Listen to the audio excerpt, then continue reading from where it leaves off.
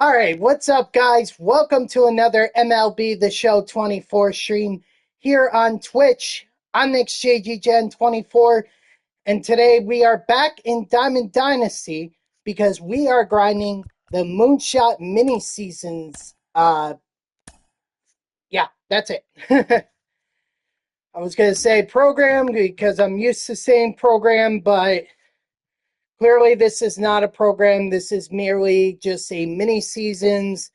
You complete as many goals as you can, and you try to get as many rewards as you can.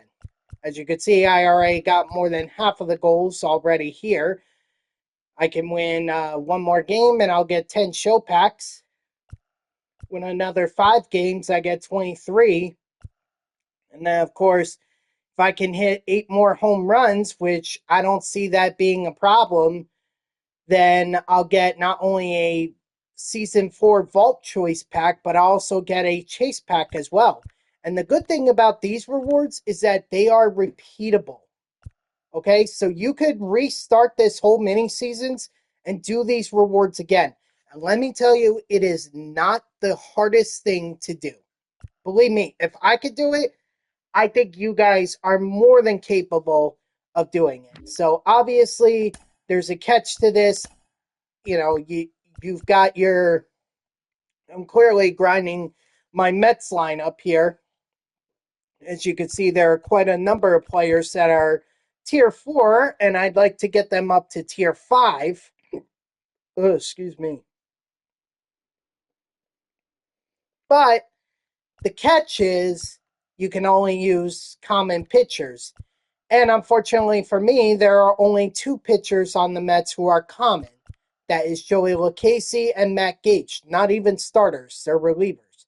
That doesn't mean that they can't start. They could if I wanted to, but that would just deplete my bullpen. And I know I have capable legends in here in Greg Maddux, Tom Glavine, John Smoltz, AJ Burnett, Jake Arrieta. I have them all here, so I'm not worried about it. I'm not worried about it one bit. Obviously, no captain's boost, but I do have Delgado on the bench. So the minute that Pete Alonso is superfractored, Delgado is going to go there, and then we're going to activate the boost. So, without further delay, let's get into it. Yeah, it's going to be pretty much a very casual stream for this one. Now, some of you are wondering, why am I wearing these glasses? Why am I wearing my U.S. baseball hat? Why am I wearing a USA baseball shirt? Very simple. These things are all connected. They are. And apparently have a lot of dust on them. Oh, man. But they're all connected because of Pete Alonso. And as I'm sure you heard, Pete Alonso is back on the New York Mets, probably for one season, and then he'll opt out next offseason, hoping for a better deal. I don't blame him for doing that. But the important thing was that the Mets got Alonso back. They needed to get Alonso back. And quite frankly, Alonso needed the Mets to get him back. Because no other team was offering him anything in terms of a contract. Yeah, all those reports of the Blue Jays being close and the Angels, offering a 4-year, $100 million deal. I don't buy that. I think that was a ploy by Scott Boras to jump the asking price, or to bump up the asking price for the Mets. Basically go to the Mets and say, this is what we've been offered. Now let's see if you can beat it. And Steve Cohen, I'm proud of him. David Stearns, I'm proud of him. Okay? They looked Scott Boras in the eyes and said, no, you could either have a 3-year deal worth $71 million total value, or you could take a 2-year deal that's $54 million. And obviously Alonso wanted the 2-year. That's what he took. So, while that's disappointing, it's not a long-term contract because I know a lot of Met fans want to see Pete Alonso in a Mets uniform for life. You know, you have to factor in that Pete Alonso just turned 30. Okay, he just turned 30. So, you know, let's say he jumps off or his talent goes off a cliff. Okay, he's no longer good. You know, he's striking out too much. He's not getting on base, and he's not hitting a lot of home runs. Well, then the Mets are not really locked in for a long-term deal, and then if Pete Alonso wants to try his luck with another team, he can feel free to do so. I mean, this works out great for both the Mets and Alonso, really. This whole contract. As Lindor drives one at him. It works out for both of them. Alonso, if he has a great year, can opt out and then go get that big deal he wanted this offseason. For the Mets, it's not a long-term commitment. They're not locked into Alonso long-term, but they still keep him in a Mets uniform, and they get that power bat to protect Juan Soto.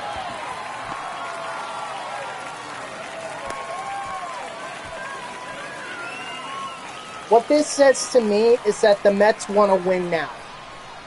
Okay, they've acquired Juan Soto. They clearly want to challenge the Dodgers. They clearly want to do that. Now, I would be foolish to say that the Mets are the best team in the National League right now. Not even close. They're not even the best team in the National League East, if I'm being completely honest. Okay? It's still the Dodgers. It's still the Braves. You could even throw in the Phillies there as a top 5 team. Okay? But with that said, the Mets, just remember, without Juan Soto, they made it all the way to the NLCS, up against the Dodgers. Now, sure, you don't have Luis Severino, but let's be honest, we didn't know what we were going to get with Severino at the beginning of last season. We didn't know, and he turned out to be a stud. As evidenced by the fact that he just signed a 3-year, $75 million contract with the Oakland Athletics. He became a stud.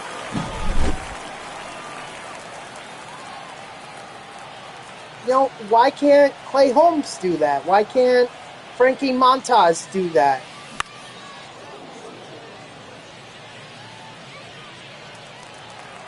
Well, plus we're getting back Kodai Senga. He's going to be healthy. So as long as he stays healthy, maybe he could be his 2023 version. That absolutely ripped batters. Remember, over 200 strikeouts?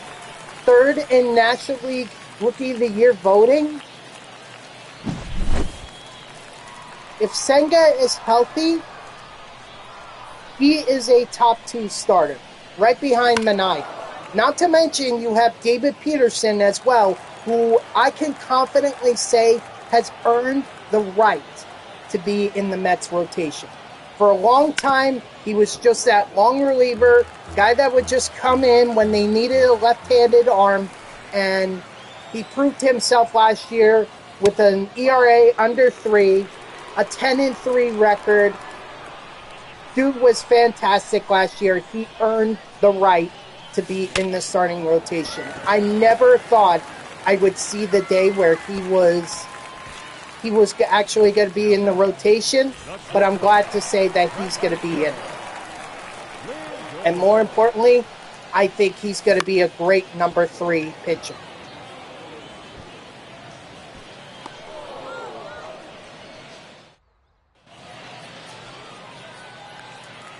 Now it's just open season on the 4 and 5 spots in the rotation. Okay, those are the two that are up in the air. Montas, I feel like, is favored to be in the 4 hole. And then 5th, we'll see. Don't forget that, yeah, alongside the players they already got, Griffin Canning and all that. All right, the Mets have some prospects down there. Brandon Spratt, he could make his jump into the 5 hole. That would be great protection for him as a rookie. All right, you never know. This is what spring training is all about. Spring training tells us which guys are ready to be in the majors and which guys are, still need more time down in the minors. It doesn't mean that someone like Spratt or Brett Beatty can't hit their way or pitch their way to the major leagues. All right, it's a long, long season. But you want to make a good impression and not start down in the minors, you've got spring training. Don't forget, we also have Ronnie Mauricio coming back too. And if he's as good as he was, or if he's even half as good as he was in the spring training 2023, if he's half as good, that just makes him even more dangerous, in my opinion.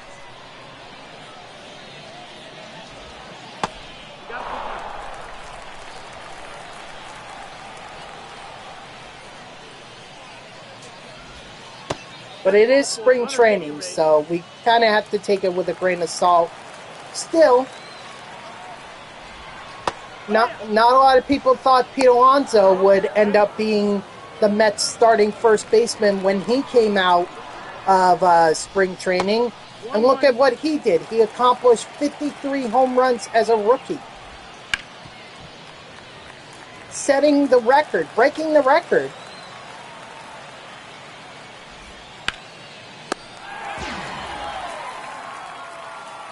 So you never know who's going to shine in spring training. You never know. That's what makes baseball exciting.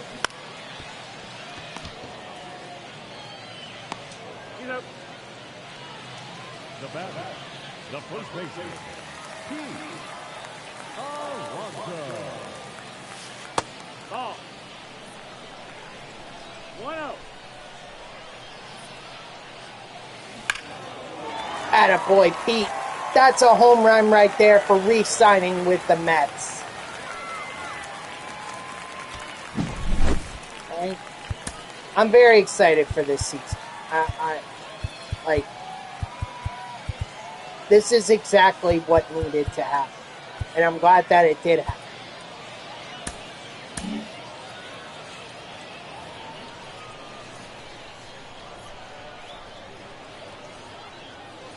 So, break out the champagne, enjoy that glass, go to a bar, have a drink for Pete Alonso. He's back.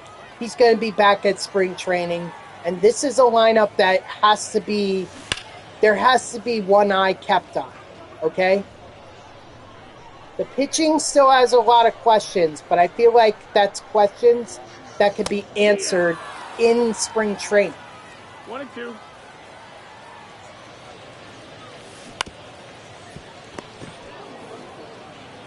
And I'd rather those questions be answered there than in the regular season. Greatest example of questions being answered during the regular season, Jared Eichhoff, when he pitched for the Mets in 2021 and gave up like 5 or 6 runs in the first inning to the Atlanta Braves. You knew he was done after that. Maybe a spring training game would have been enough for Jared Eichhoff. And we would have learned that, and he wouldn't have even been on the Mets roster. Hold on. 2 balls, 1 strike. I just remembered I need to bring in Joey Wilkins.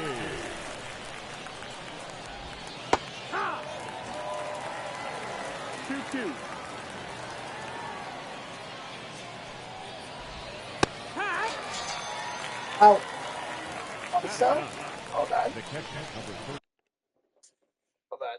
Got this right here. My Pete Alonso bobblehead. Well, it says it's a. I guess it is a bobble. It's some kind of. It's by Foco, and it's clearly Pete Alonso with the in his home run stats. I just haven't opened the box, but it was insanely cheap. I saw this at the MLB store in New York City, and I looked at the price. Okay, normally that was normally priced. That was originally priced at like $55. They knocked it down to 20, and I was like, the first time I saw it, I was like, you know what, I want it, but like I don't want to spend the money right now. Let me come back. Let me see if it's still here. If it's still here, then I'll take it. And the second time I came back, lucky for me, it was still there. So I was like, I'll take it. Even if Pete Alonso wasn't going to sign a long-term deal with the Mets, That's down. That's a ball. at least for last season, he was going to be a Met. And I was going to enjoy it.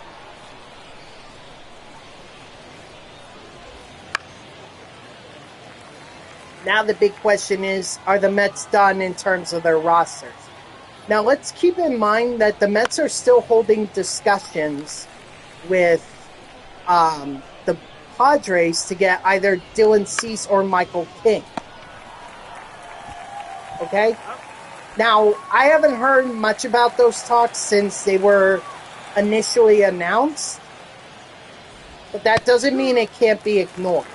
If the Mets do manage to get either Dylan Cease or Michael King, I mean, this rotation, you just went from a top 3 rotation to a top 4 rotation. And now it's just a matter of who's going to fill out the five spot in the rotation.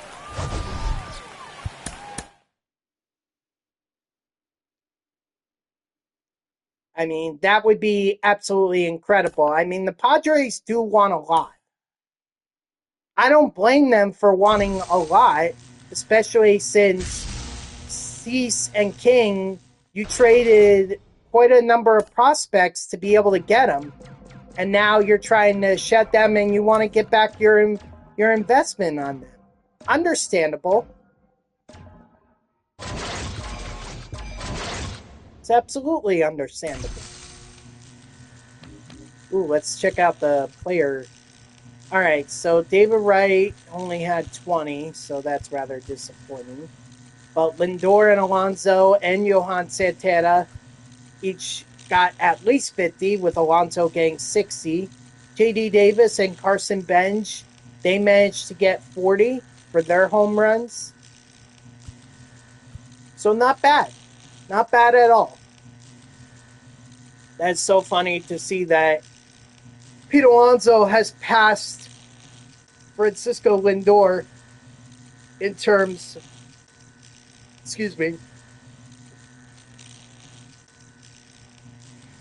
in terms of parallel XP. I just find that so funny. Oh, yeah, we did win 18 games, so now we got those 10 show packs.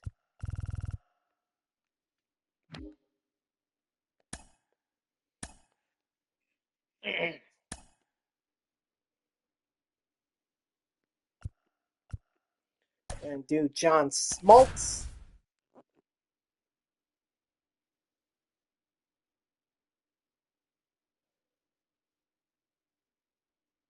So, and here's the other thing, too, that I think is worth watching this year. Pete Alonso is about to break the Mets' all-time record for home runs this season. He needs 27, and let me tell you, barring anything drastic, I think Pete Alonso breaks that record this year. All right? So keep an eye out for it. Ball one.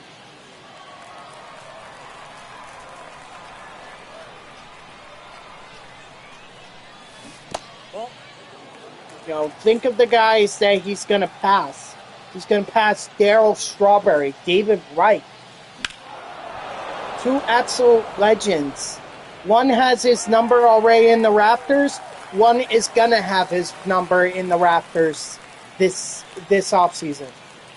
Listen to me call it rafters. It's not the rafters. It's in the left field corner. I was kind of hoping for an extra base hit, but I guess I got to take it. What's up, Bray? How are ya?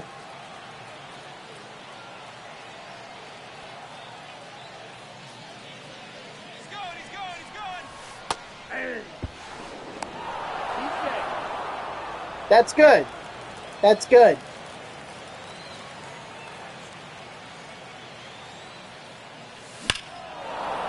Attaboy, Johan.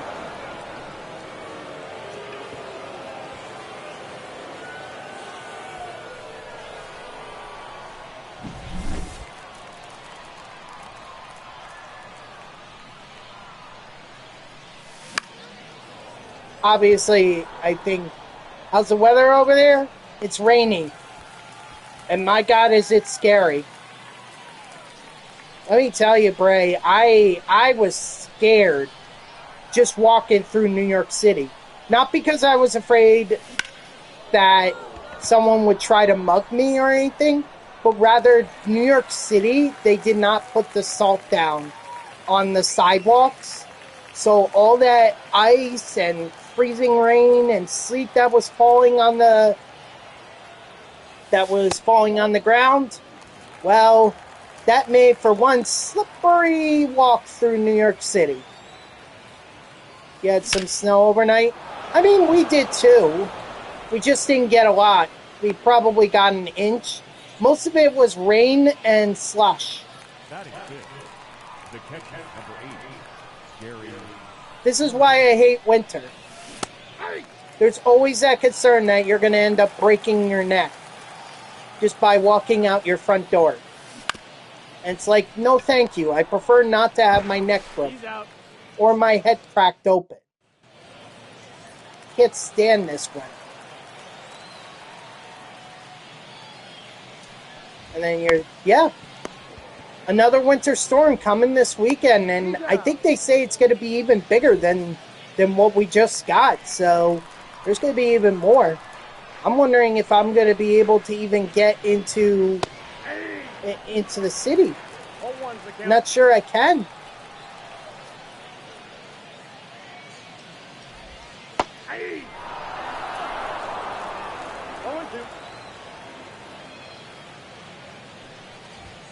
Ball. 1 ball, 2 strikes.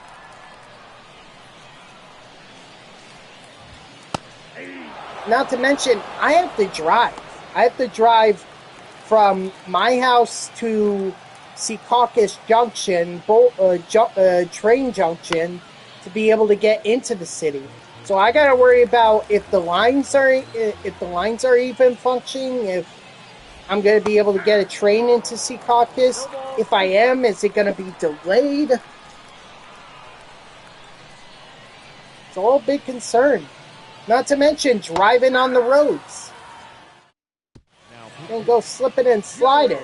I hope, and I don't want to do that.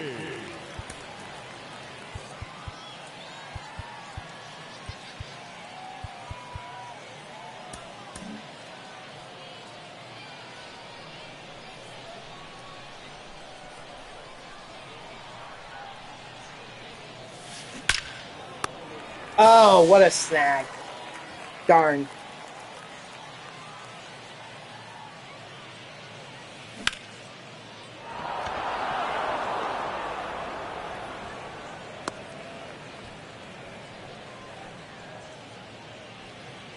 It's dangerous weather to be driving out of.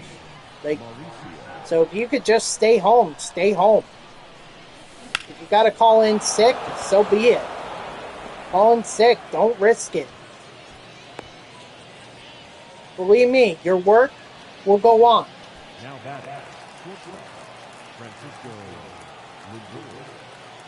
See, that's the thing. There used to be a time where my workplace, they actually covered the cost of hotels if you rented one so that you can get to and in the city so that you could get to work, to and from work, and not risk your life doing it. Nowadays, they don't even do it anymore, which is such a shame.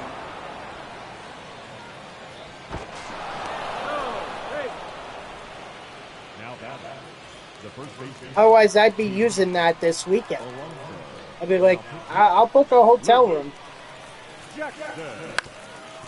Ah, darn it. Oh, he me. Third base, David Run.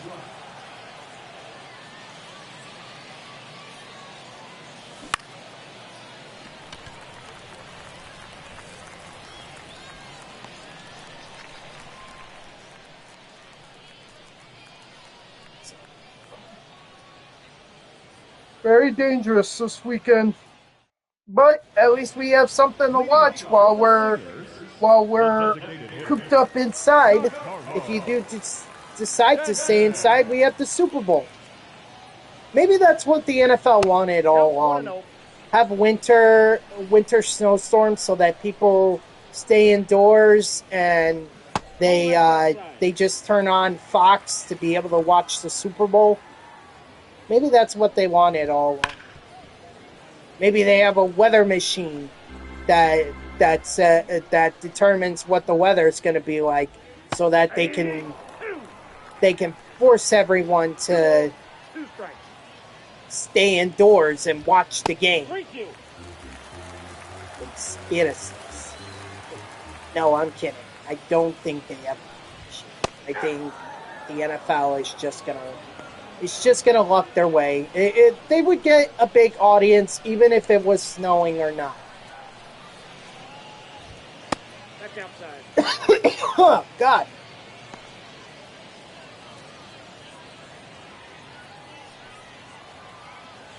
Alright, they would always get a big audience. But now, the people that don't generally watch the Super Bowl, now they may be inclined to with a big winter storm coming this weekend. 2 balls, 1 strike. So, but enjoy it. Enjoy the game. I'll be watching from work. And I don't have a choice. It's like I gotta be in there. 3-2. It's a pretty big news story.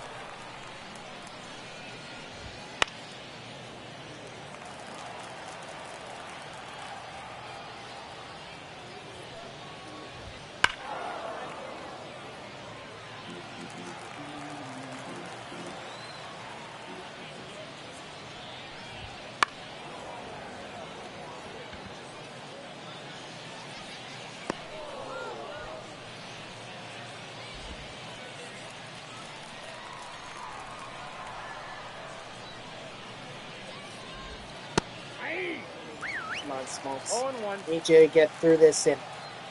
Let's get through it, and then we'll take you out. Got him.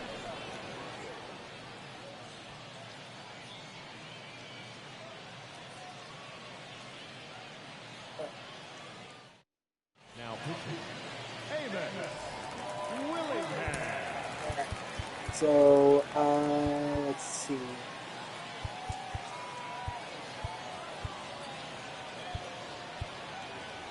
Yeah, I'll leave Leahy in there. It doesn't matter because the other relievers are all like 64 overall, so it doesn't really matter.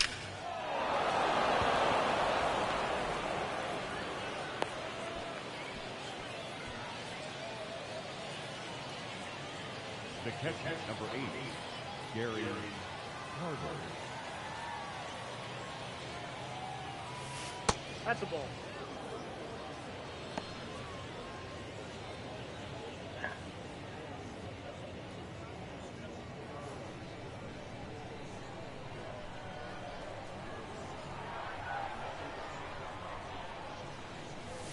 Yeah! I got 1 ball, 1 strike. My back. Oh, my back. Don't ever get old, people. Nope, that's Don't off ever the plate. get Ball old. 2. Everything will eventually hurt.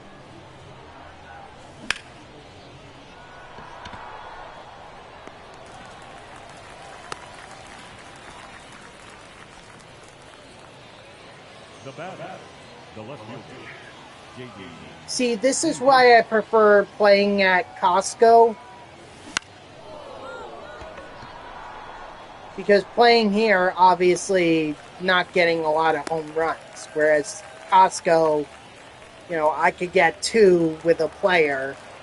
And that'd be great because then that's, at bare minimum, 80 XP. He's out.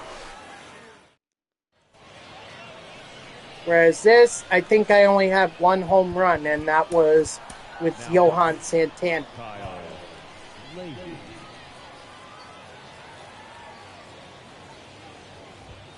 Nope. Ball 1. Ball 1, no strike.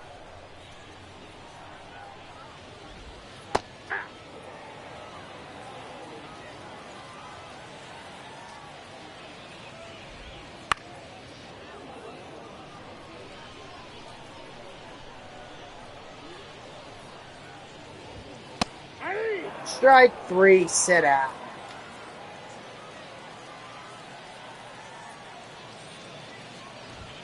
Hey. Ball 1's the count. Ball. That's inside.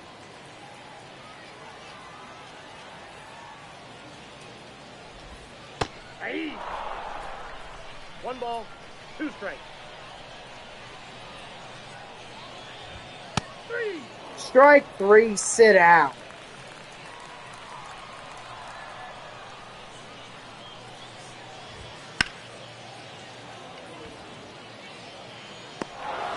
Nice. Alright, great work, everyone. Johan Santana with the only home run. At least it was 3 RBIs. Lindor went 2 for 2. I don't think Alonso had a hit. Which is a shame because I want him to hit well. After all, I got to get Carlos Delgado in there somehow. Oh, shoot. Shoot, you know what I forgot to do? I forgot to check the... Darn it.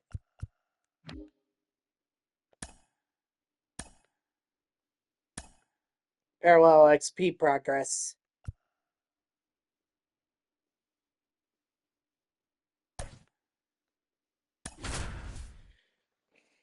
Alright. Hold on. I gotta fix... Shoot.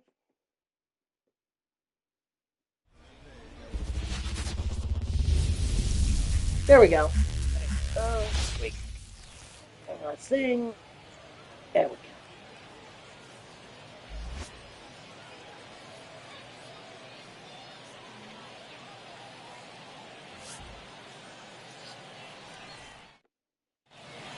Alright, let's go.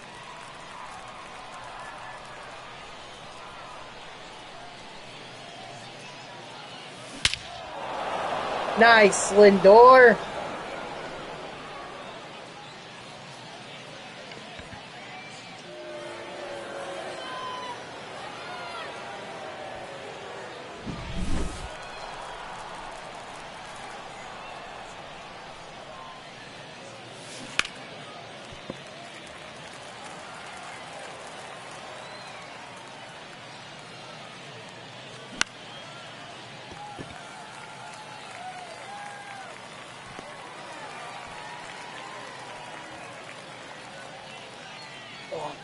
Batting third, the first baseman, Pete Alonso. And it's also so great to see Mets Twitter actually happy. You know? Oh. Because it's a lot more positive. A lot more fans are like...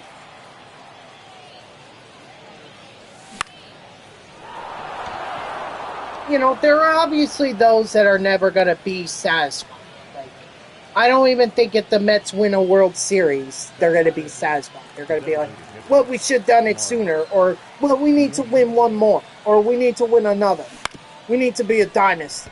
And it's like, chill. First of all, do we know how hard it is to be a dynasty in baseball?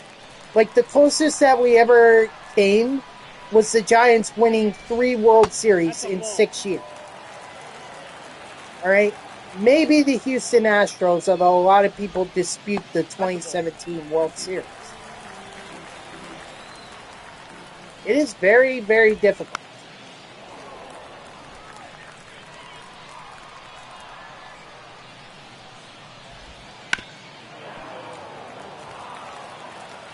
All right? So let's just try to win one, and then we'll see what happens afterwards.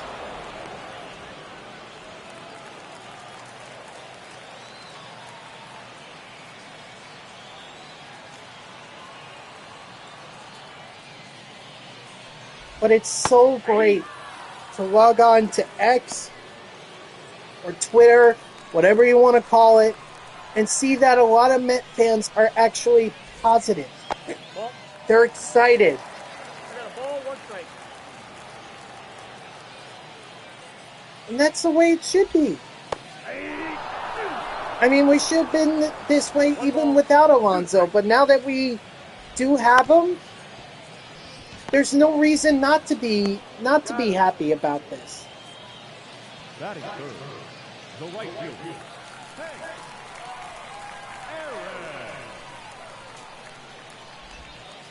Ball, that's just out.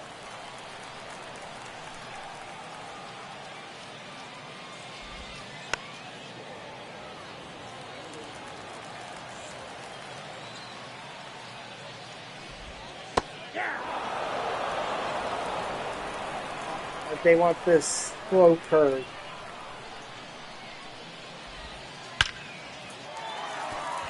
Yeah, that's Hank Aaron for you.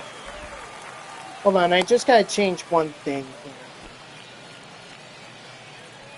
Batting fourth, the designated hitter, Giancarlo Stanton. Ball, that's out.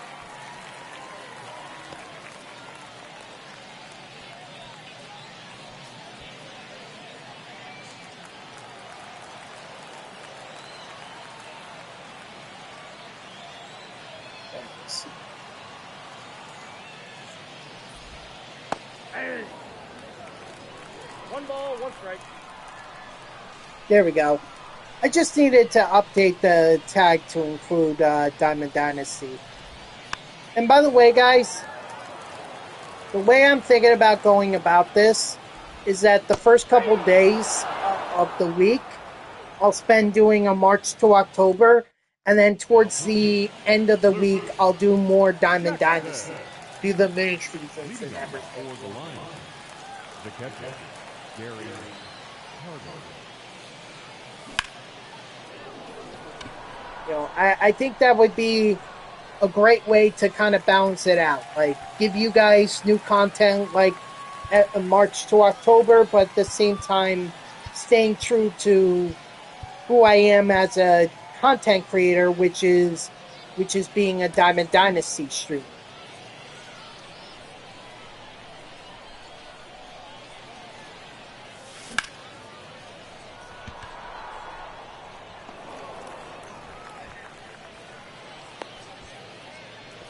So I think that'll be the plan moving forward.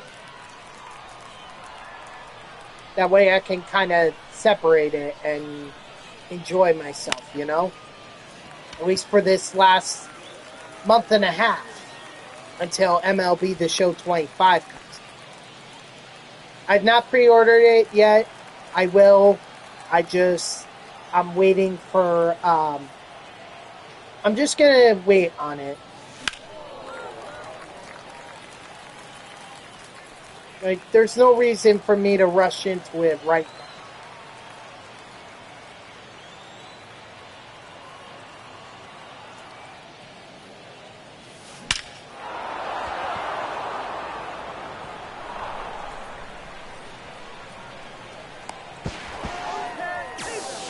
That's my fault. I clearly misjudged it.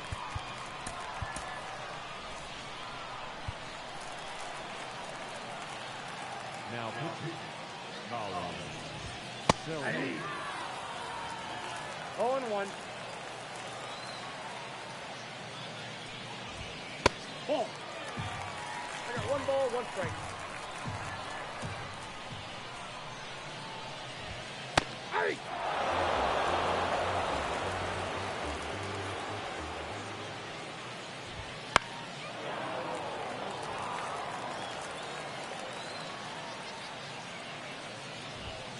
Nope, outside.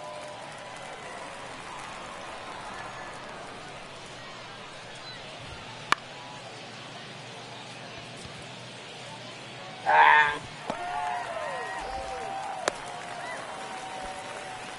Now I'm going to have to keep my eye on James Wood. Make sure he doesn't try to swipe it back. Ball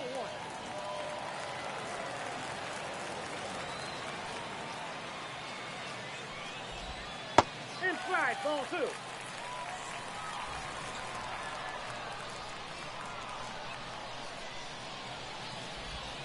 Hey! They must really be confident that Austin Riley's going to drive them in.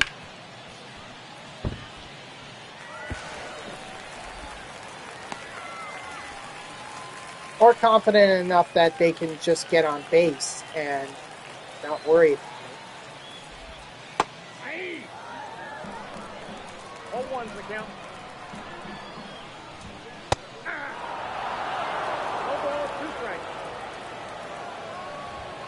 Ball.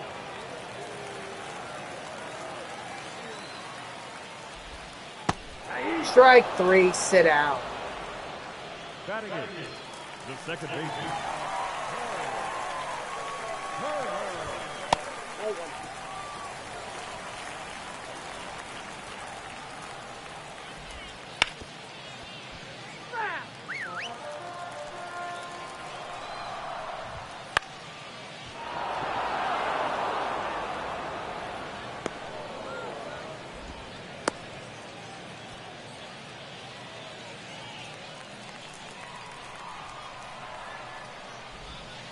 Hey!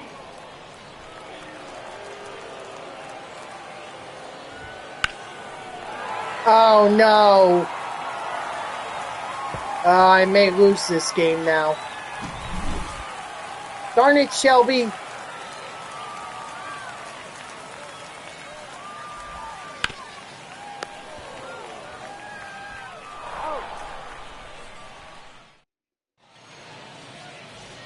Now pitching.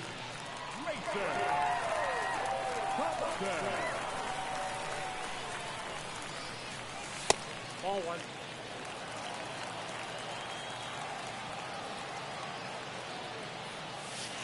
Two balls, no strikes. Again, I'm surprised that I didn't get that animation where the batter jumps back when the ball comes at him.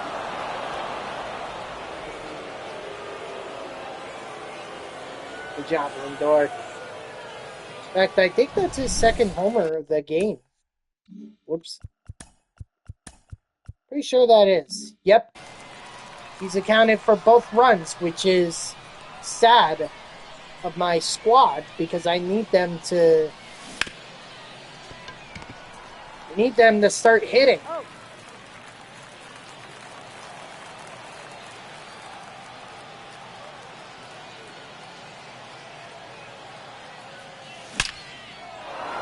Thank you, Pete.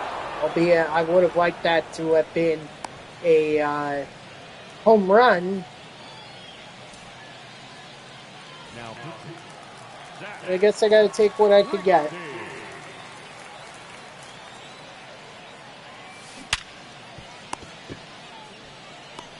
Out. Oh, he's out. And we lost. Perfect rounder. What else? What else is there?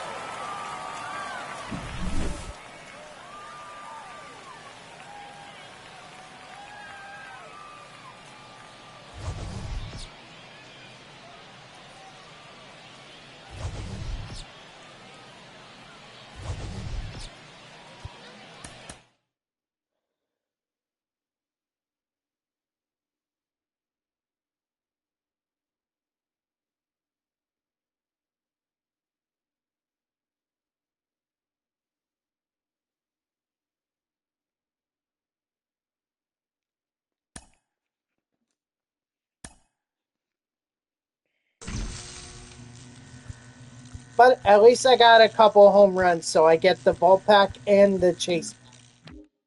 You know, wins I can eventually get to.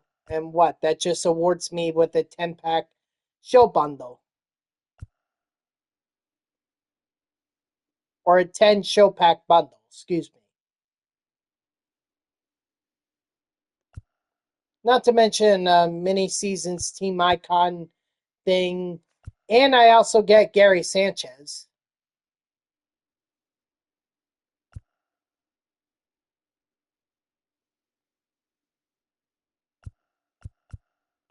And then after that, it's just a matter of getting to the semifinals and then winning the championship to get the bundle and to get Eddie Matthews.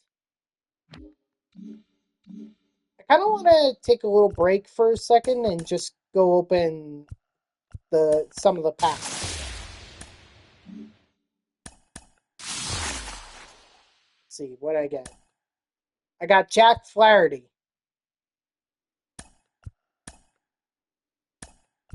Oh, too bad. Let's see. Nobody new here, so might as well take the 93 overall. Nobody new here either. Can only take the 89. Austin Wells is new. I'll take him.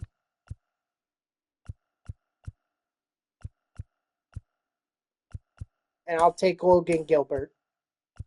Quick sell him. Quick sell him. And quick sell him. And I can actually afford another vault pack.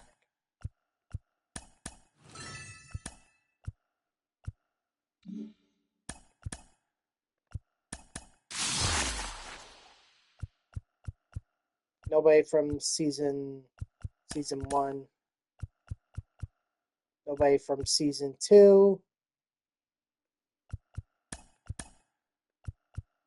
Should be nobody from season 3 either.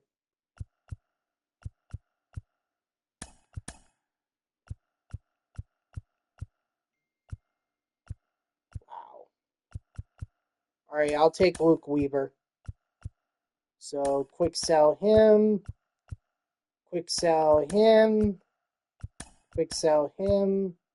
And quick sell him.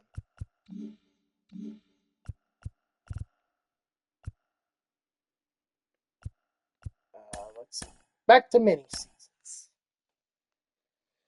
Hold on. I'm just going to turn my phone up or silence my phone for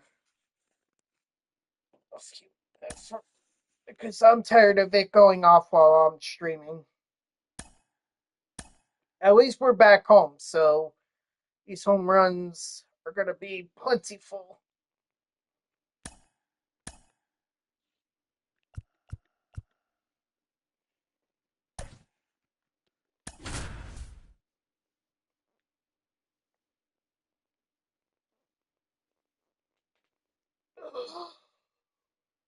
Yeah.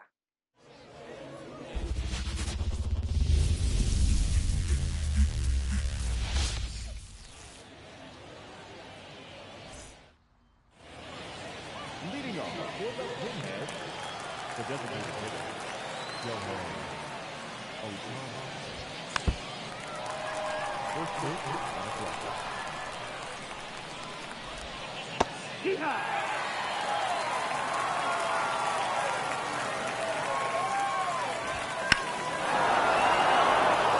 But that's the downside too, is that you're equally, that's the downside to playing at Costco. You could give up home runs as easily as you could get them. So you gotta be careful. Should have pitched around Shohei Ohtani more carefully.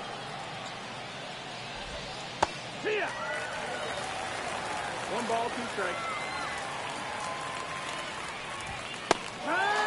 Strike 3, sit out.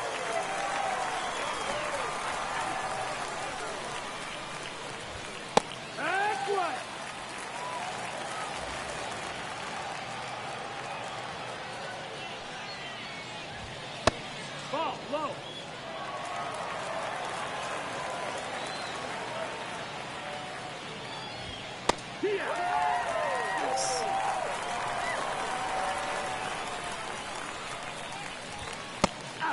Strike 3, sit out.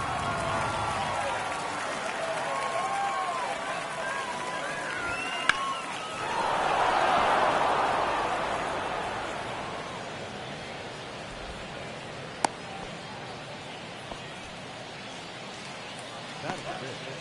The third baseman, Matt Chapman.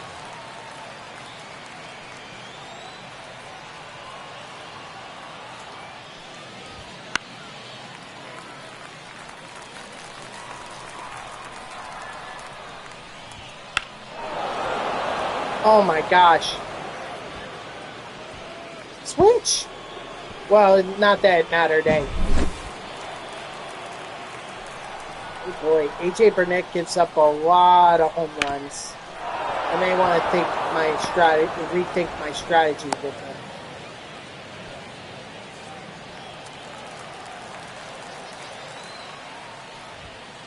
Nice one. It's 0-1. On the bright side, at least if I can't come back. What is up with this? Oh my gosh.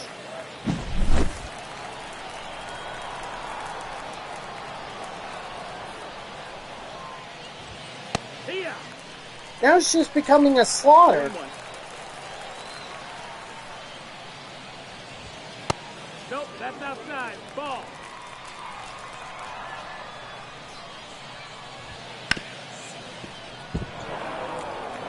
Listen, I can't give up another 2-run homer. 5 runs is a lot as it is.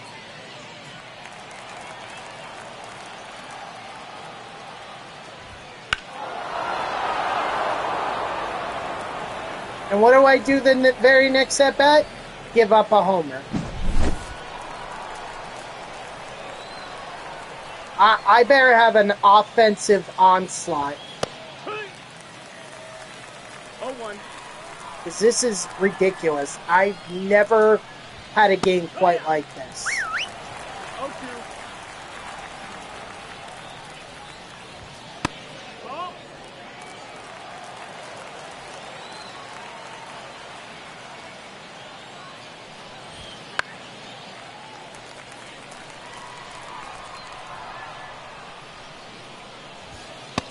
That's the ball. Maybe I gotta take off these glasses. I mean, I know I'm wearing them for Pete Alonso, but maybe I'm starting to lose my vision, so.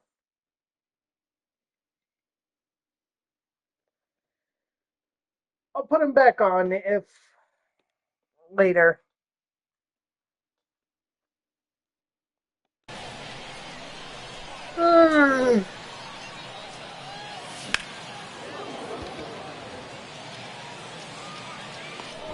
Lord, we need home runs. We need to get back into this.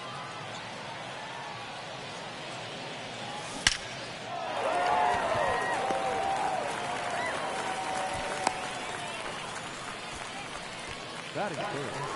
The first baseman, Before I forget.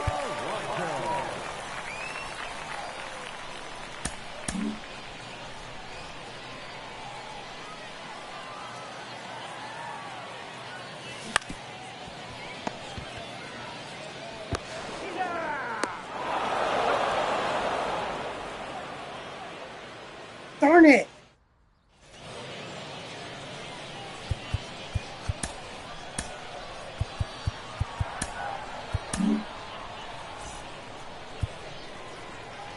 now pitching, Kyle Leahy. Wood. 0-1. Ball.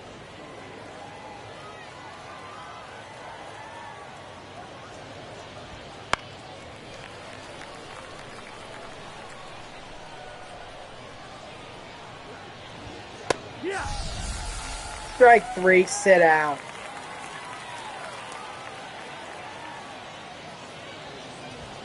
Yeehaw. It's 0-1. Strike 2. No balls, 2 strikes.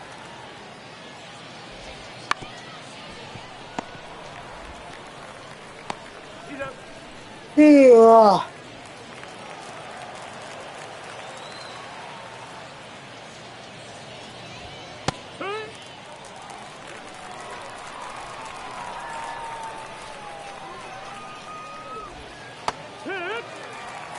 Ooh, I missed badly, and I think I'm lucky that Freddie Freeman missed that. Because that was a hanger, and that should have been driven a long way. Ball.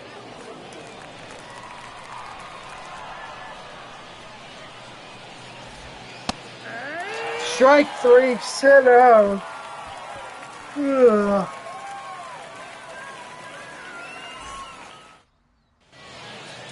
Leading off for the lineup, the third baseman,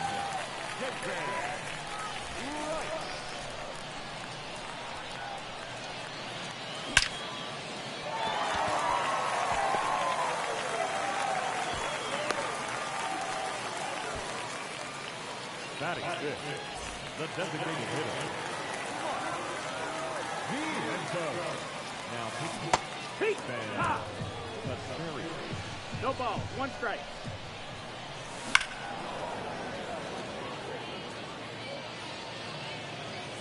Yeah, that's a home run. Keep going, David Wright.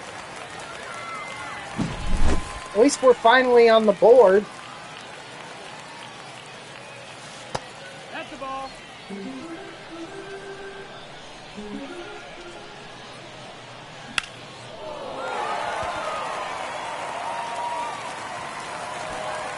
Open the fence.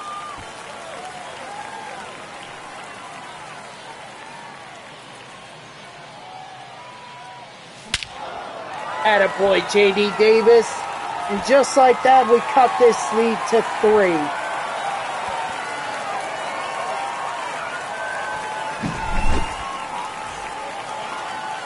Just like...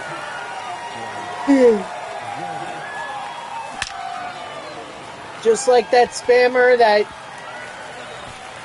that came in here posting that link to cheap viewers, I say goodbye to that baseball.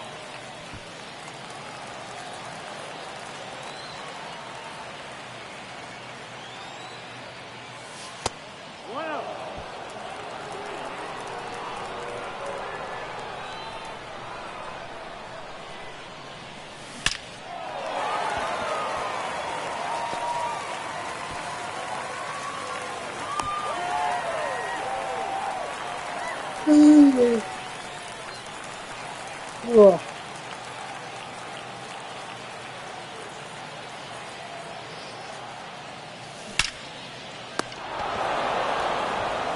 Wow, you're telling me that was a perfect line out?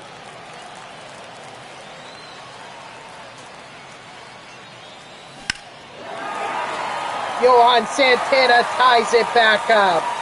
Let's go. Like I said, as easy as it is to give up home runs here, you can get home runs.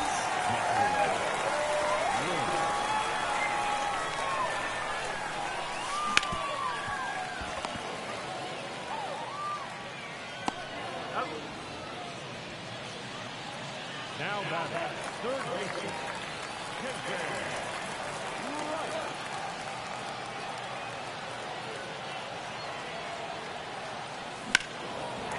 And David Wright is going to give us the lead. Much needed home run right there.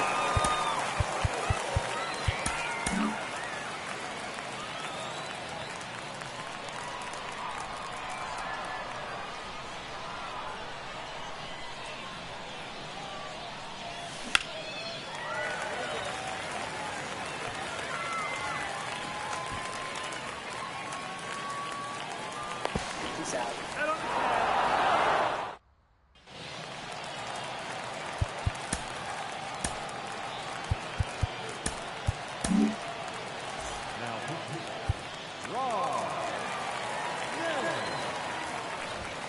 I never thought I would have to bring in Rob Nen in a home game. 1-2.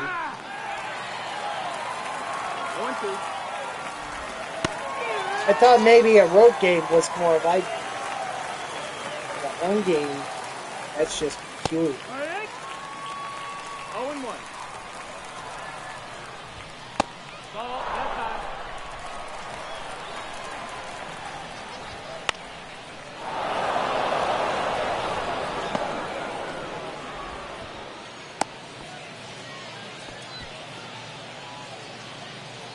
The batter, the shortstop, Rick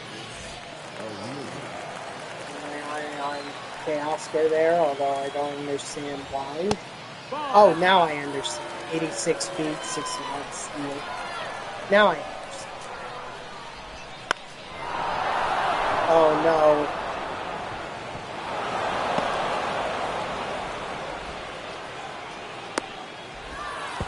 And it's tied. So Rothman just blew the lead. the catcher, Ethan Salmon. Yeehaw. Now that just means we walk it off in the bottom of the ninth or bottom of the third.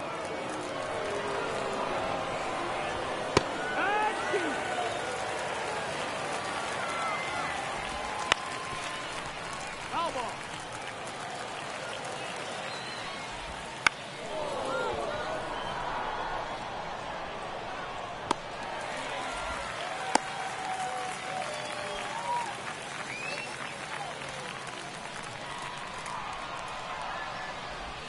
Hut.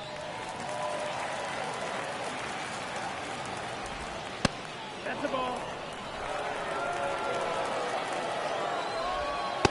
Ball. 2-1. Here.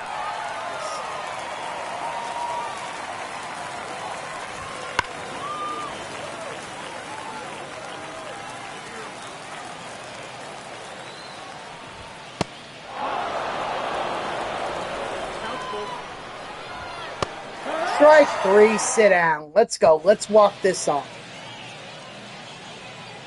Now on left field, number 37, Teoscar Hernandez.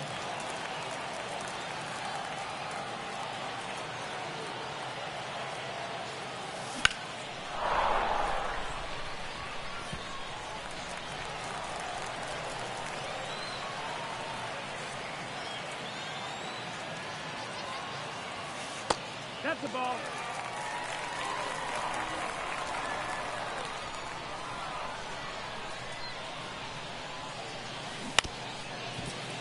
Oh gosh. He's out. Alright, well we still got time.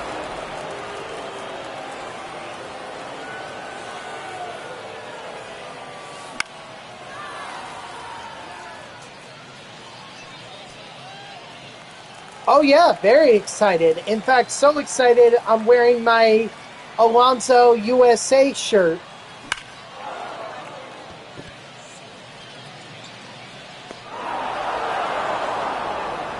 I was wearing my Alonso sunglasses and US baseball hat, but I took those off because I think they were impacting my gameplay. I was on the verge of losing 2 in a row here, so, but I was able to end that streak very quickly. But yeah, man, albeit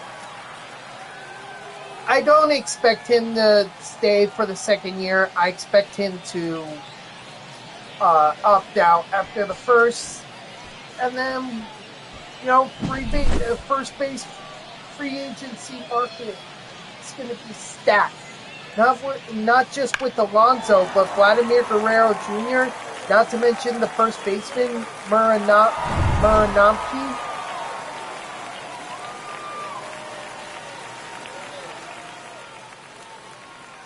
So we got plenty of options next season, but at least for this season, we needed that.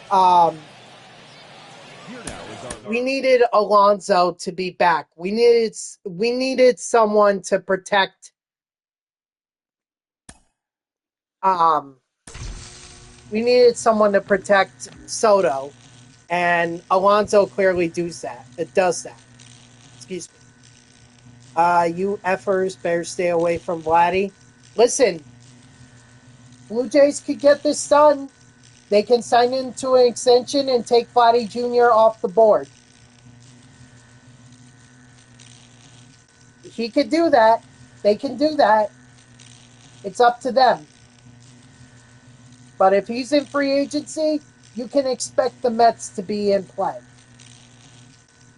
I think that was the whole point of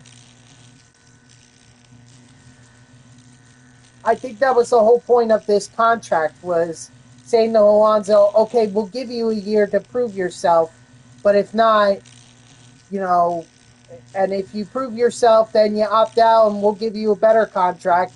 If not, then we'll just go after Vladimir Guerrero Jr. Well, that's not my fault. Kyle Leahy? Not sure. He's just a reliever that's in there. Just a random reliever. Gosh, David Ray is so close to being super factored. Actually, I don't even know who would be up after him if he were to get super factored. Who would play third base? Iglesias, maybe? I think Iglesias' card was third base. Yep. Okay, so then Iglesias would be next.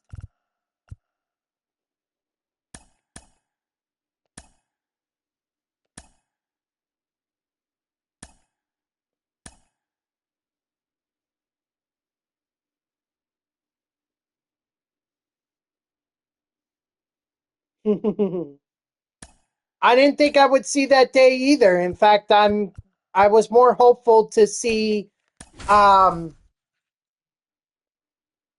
Carlos Beltran and his card be part of the game rather than Johan Santana, but here we are.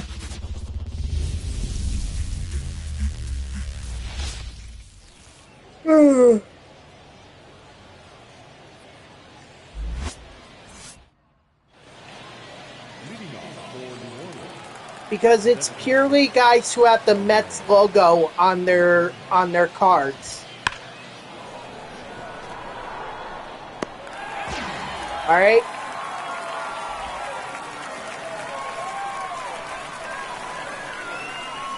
So Willie Mays is not here.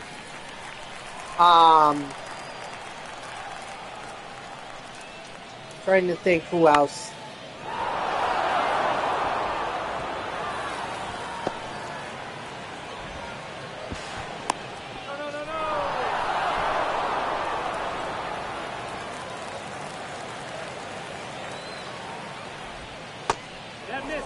God, I'm blanking on a lot of people.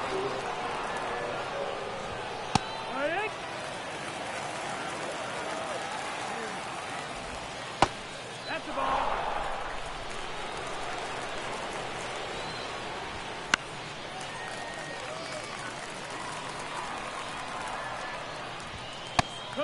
Strike three, sit out.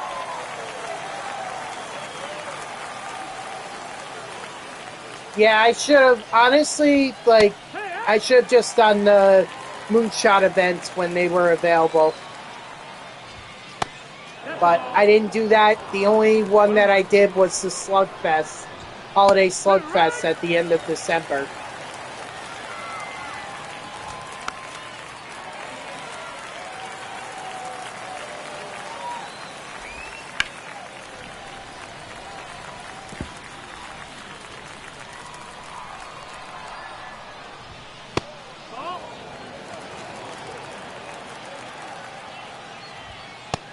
Strike three, sit out.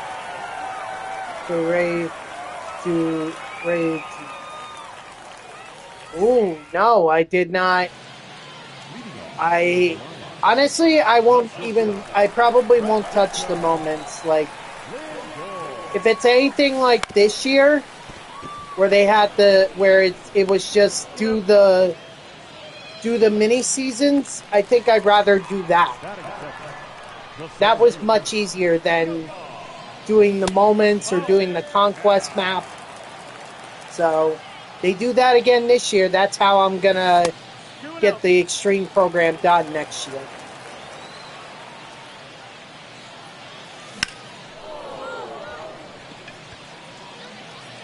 You still don't have a cognac? Wow.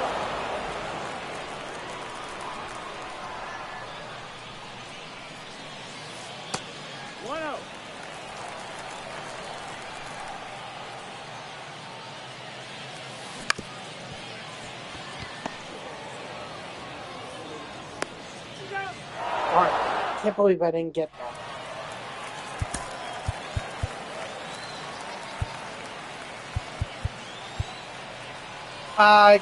Hold on 1 second, guys. Hold on 1 second.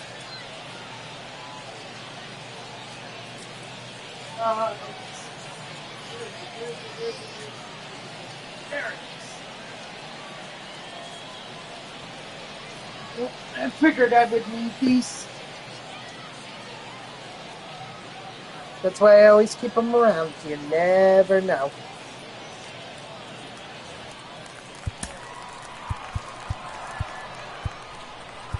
Let's see. I really don't trust Shelby. But I don't trust Grant Anderson either.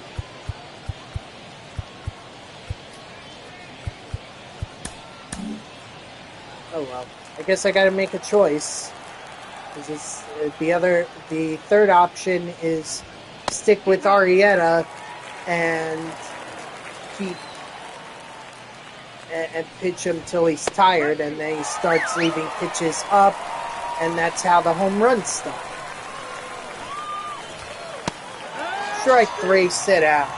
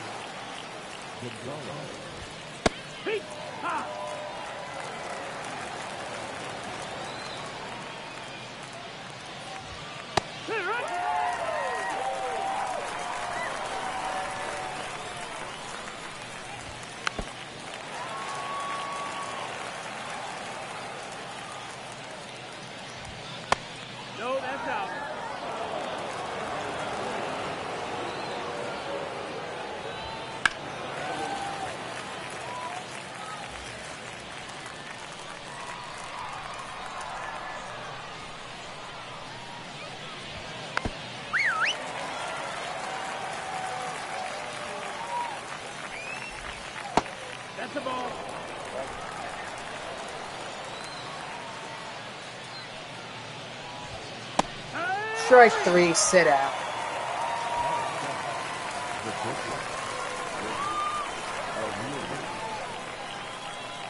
Pretty brave for sticking around with Jake Arrieta for this long.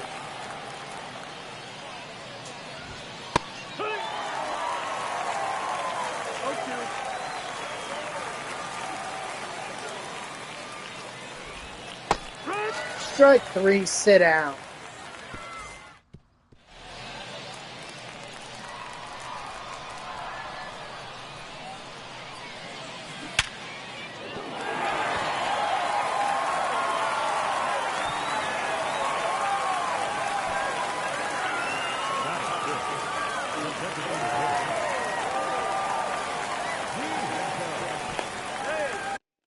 Hold on, I gotta plug charge up my laptop. Now it's below 40 or 50%, so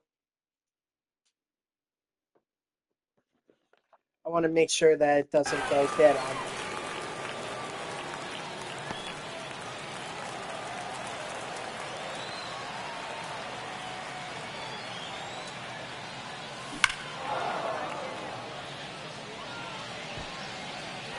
Mark Vientos, nice. 2-run homer, I'll take it.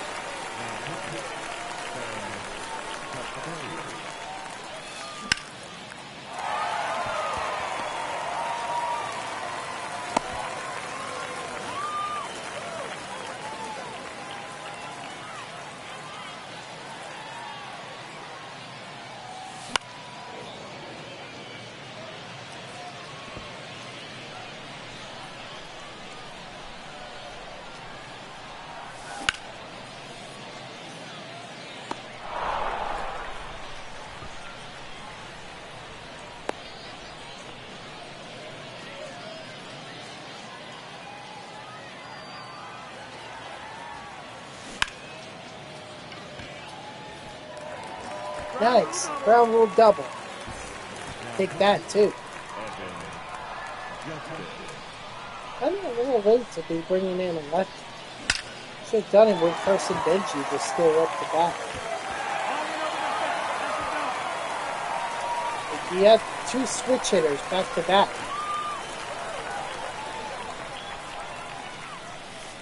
No, that's it.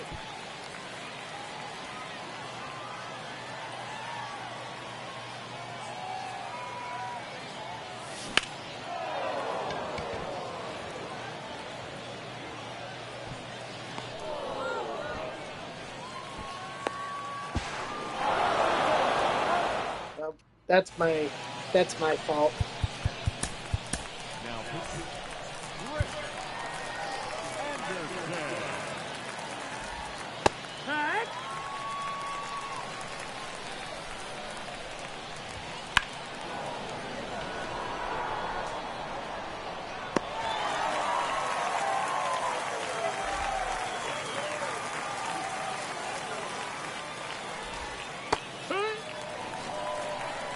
No ball, one strike.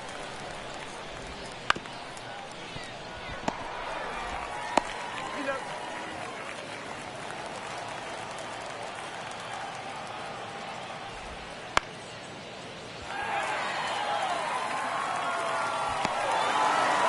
All right. Well, there's another win, albeit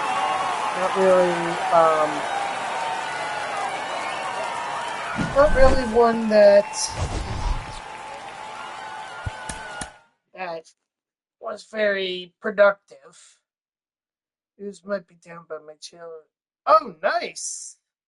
Nice. Good for you, gamer. Is this the main channel or is this the MLB The Show channel? Because I know you have two separate ones for your main channel, which is mostly the fighting one. And then your MLB The Show channel. Yeah, I kind of figured that this would be the result. 20s and 10s, Mark Vientos and Ronnie Mauricio with 45 and 30. That's about the most. Good for you, man. Happy for you. Second channel, 15 total thousand views. I don't even know what I have on my channel.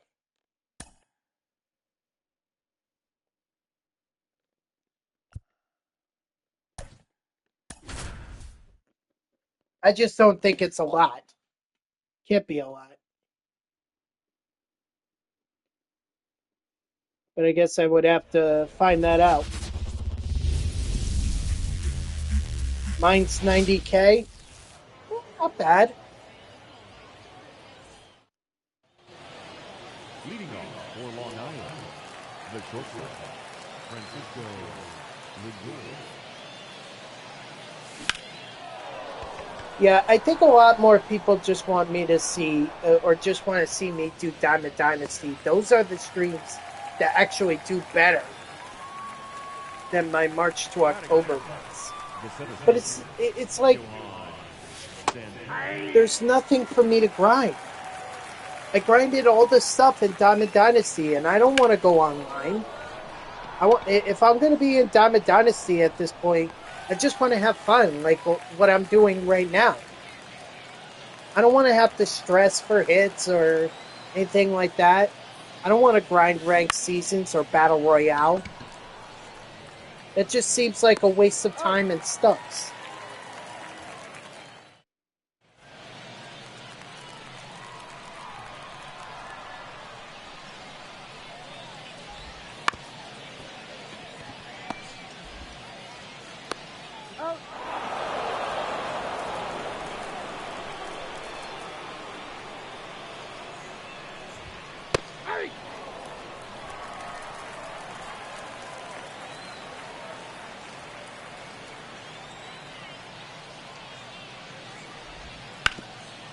Now, see, if anything, at this point, I want to focus more on my, on like Parallel XP.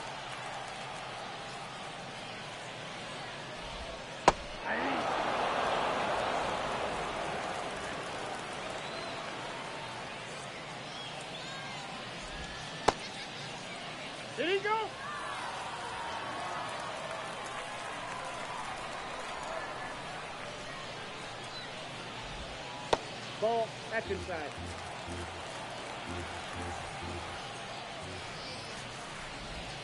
Aye.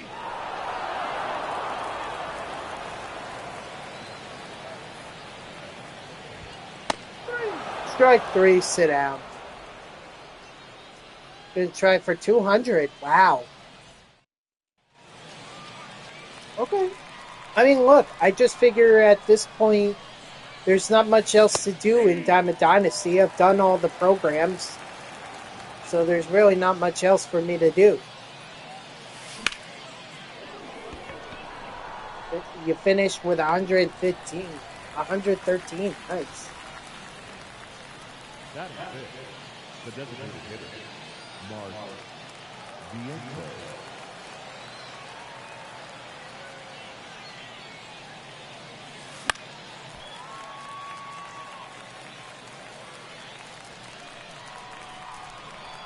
I don't think I've ever done more than double digits, but you know my goal every year is to get my Mets players super fractured.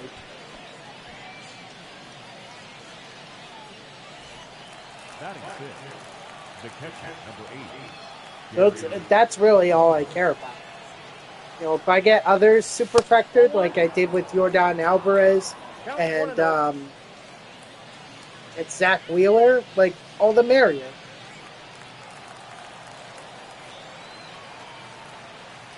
But the main one is to get the Mets super fractured. And when I say the Mets, I mean the cards that have the Mets logo.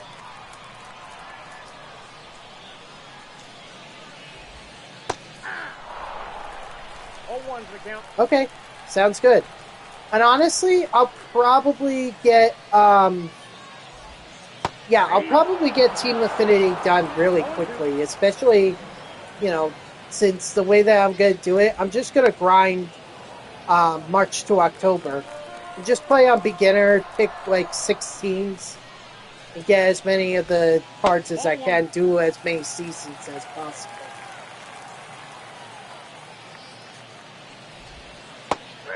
Strike 3, sit.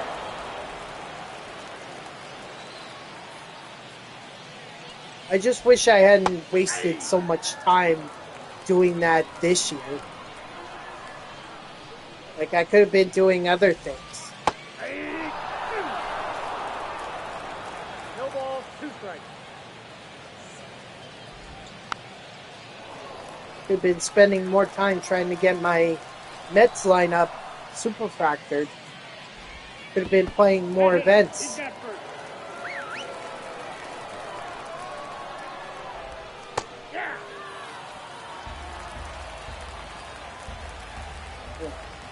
Not in a Dodgers uniform. That's the ball.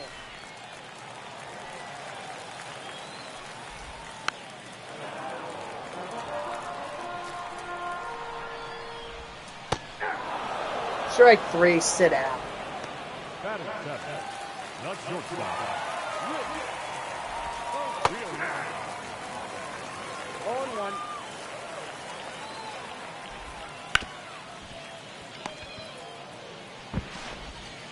Got it.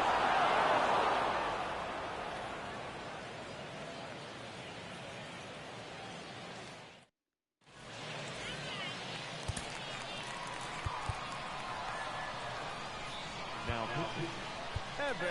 Oh, okay, there you go.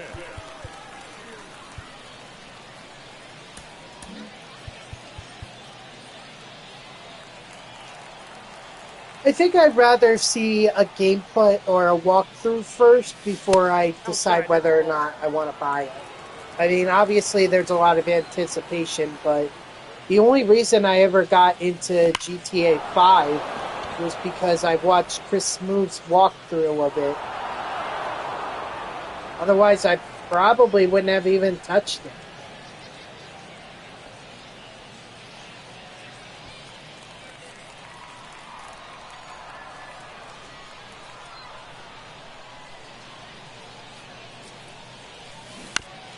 Plus, it's going to be so glitchy, and all the trolls are going to be online. basically trying to kill you or blow you up or whatever.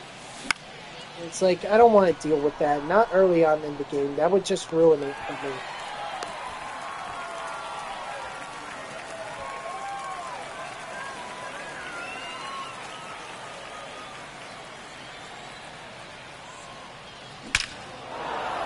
Nice, Mauricio.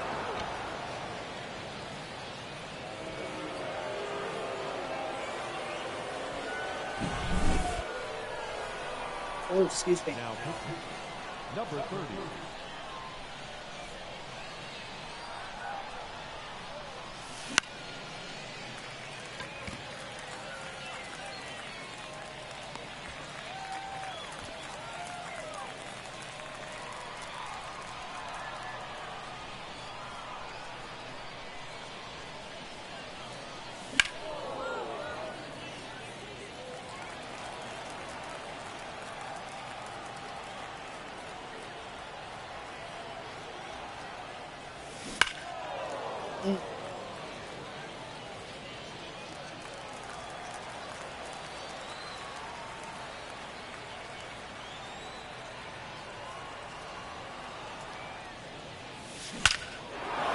Attaboy, Johan. Yes, sir.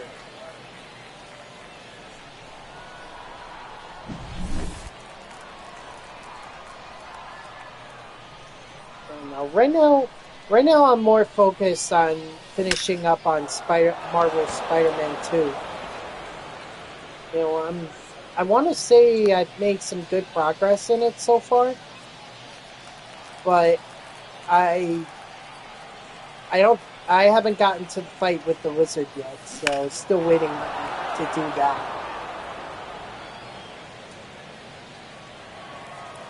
So.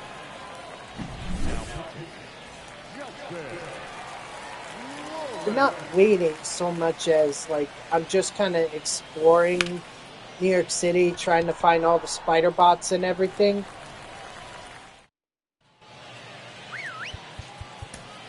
Now, so I'm just taking my time for right now. Once I have nothing left to get in New York City to make it 100%, then I'll continue on with the story. And I shouldn't be too far. I mean, there are a couple of areas of New York City that I haven't gotten to spider bots. Or I could even get some crimes and get some crimes from XP and then get it up to those hero tokens. Hey.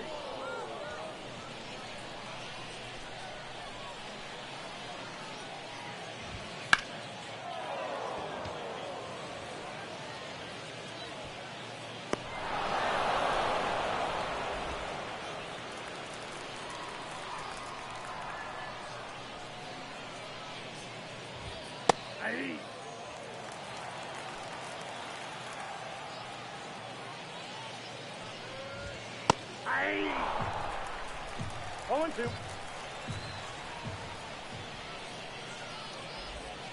One ball, two strikes.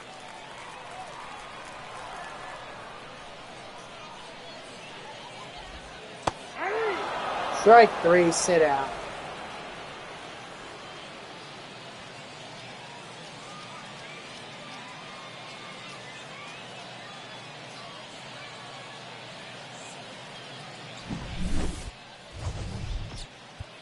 All right, took a little while to get there, but hey, David Wright got a home run. Mauricio got a home run. Santana got a home run. All important.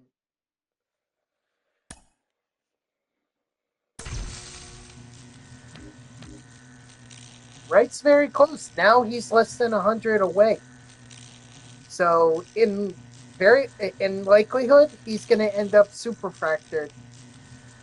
Possibly after the next game or two. It just depends on how he does in those games.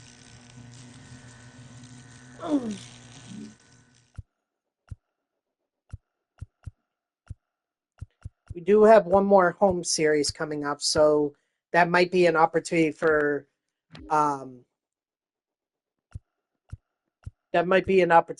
Wright to to get super fractured.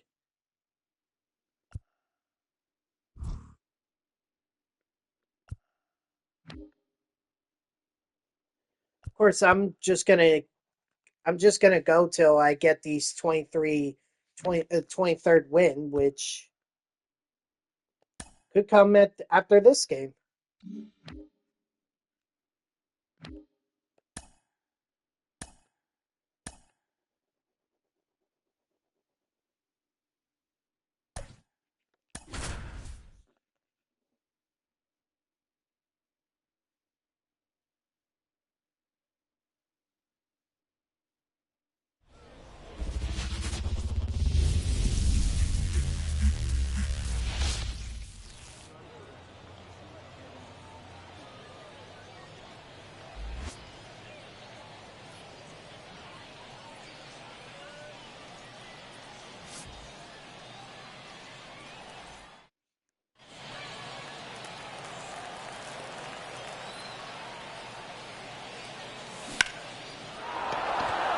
Door.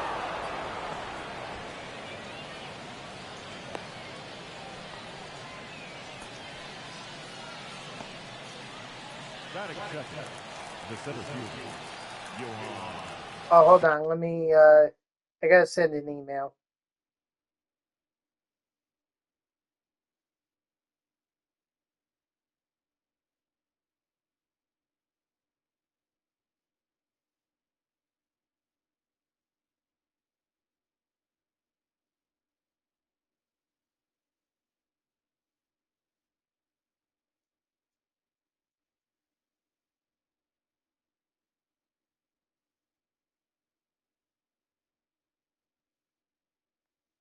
All right, let's get back into this game. Ugh.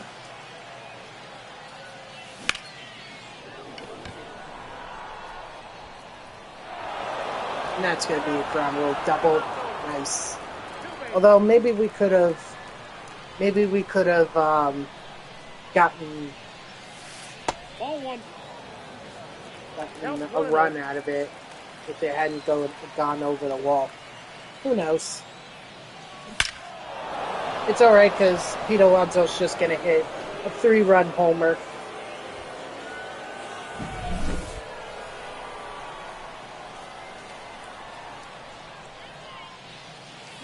Ball. That's inside.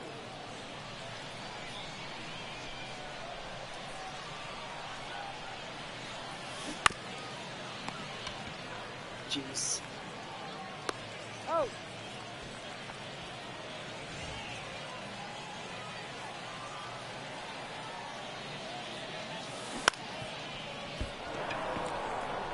Vientos, it's still an opportunity. He's out.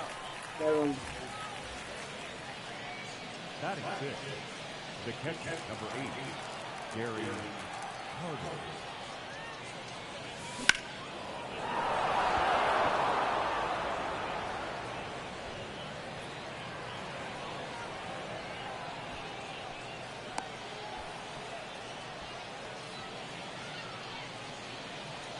Batting seventh, the left fielder, J.D.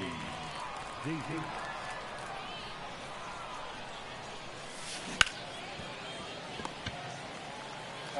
That was the second out or third out in.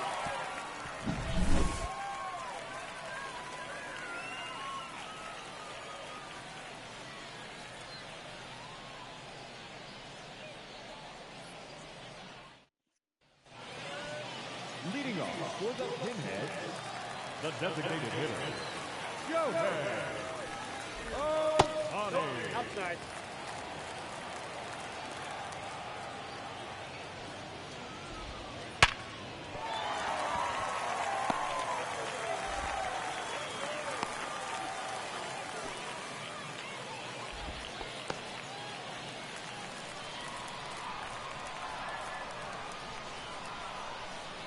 Just gotta keep an eye on the time.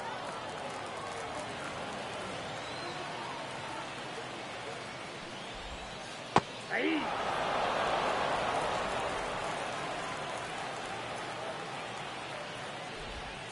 I'm really surprised he hasn't tried to steal.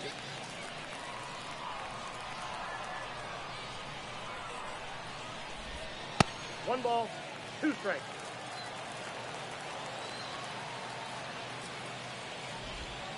Ball.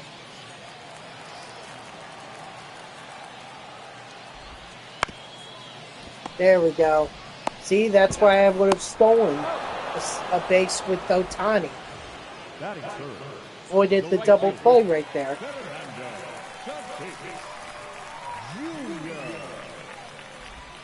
Ball, that's outside.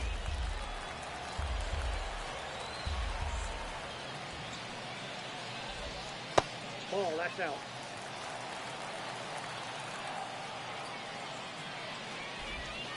Hey! 2 balls, 1 strike. Hey! 2. 2-2 to count.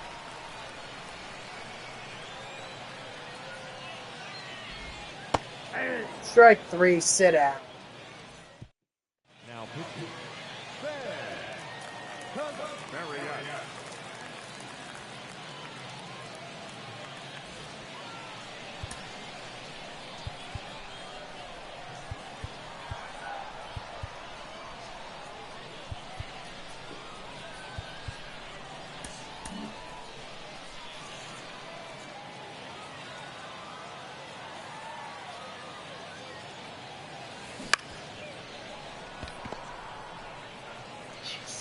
Out.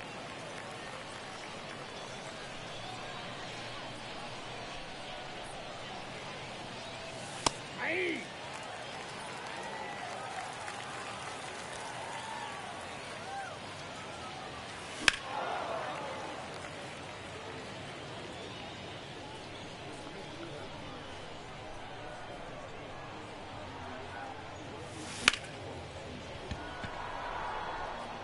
Ah, Foul ball.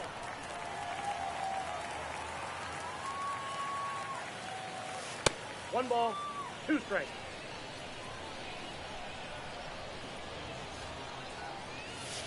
Two balls, 2 strikes.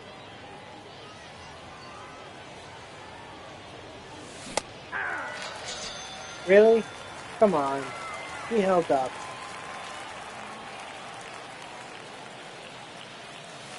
That's a ball.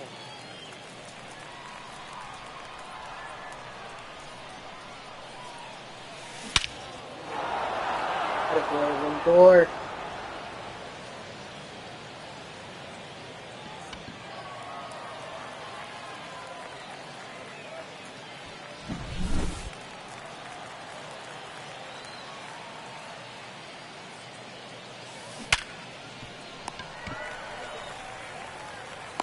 Got him.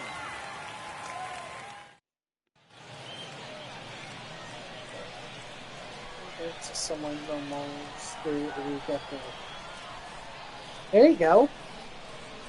Hey, at least you're getting better. No, that's low. Just take it slow, alright? Baby steps. Don't do anything that would, you know, strain yourself and then you have to have another surgery. That's a mistake a lot of people make, is they feel like they got to, feel like they have to push themselves. And no, it's just like, take it slow.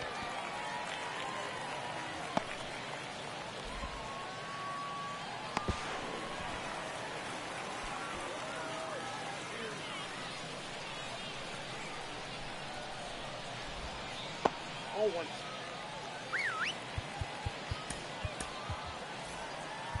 Now pitching. Matt. Game. Ball, that's off the plate. Hey!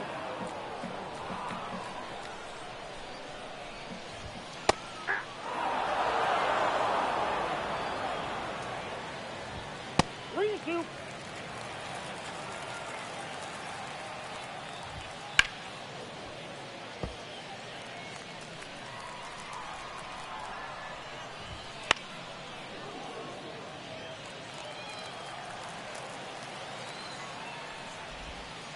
Nope. Ball 4.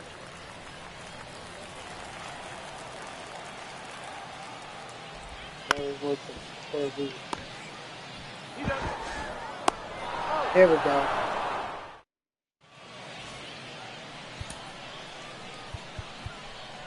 Now pitching, Justin Lawrence.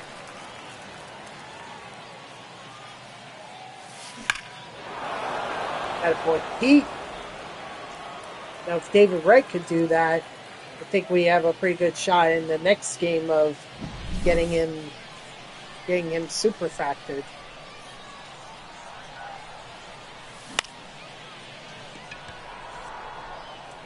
Nope, never mind. He's just gonna fly out to right field.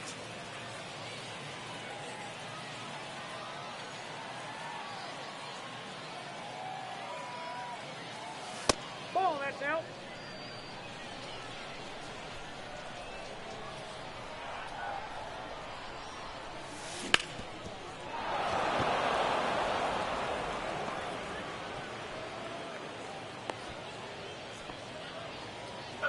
The catcher, Just number trying to 8, stretch out my back. Cardinal. Yeah, it's been hurting me the last few days. I think I'm gonna have to go see a chiropractor. Go see the chiropractor I saw in 2020.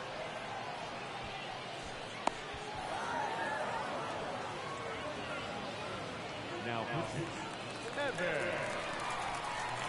Justin.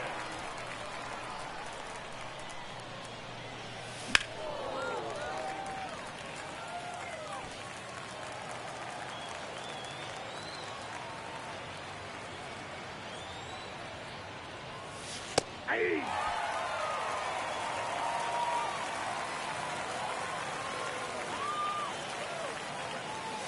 Inside, ball one.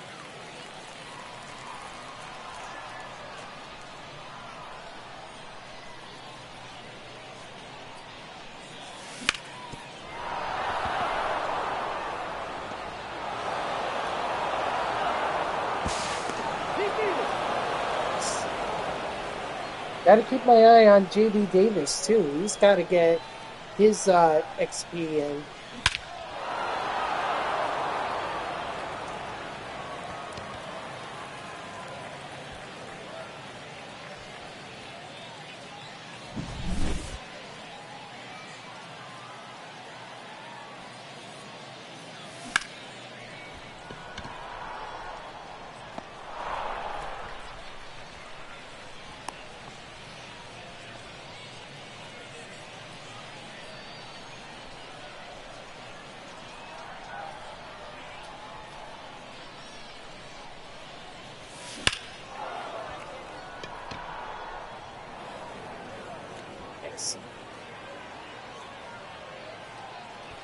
Too bad it's not going to be enough to drive in the run, but hey. Now back, the center fielder, Johan Santana.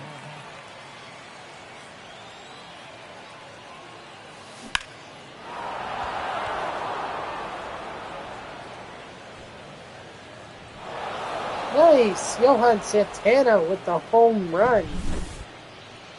Now pitching, number 30,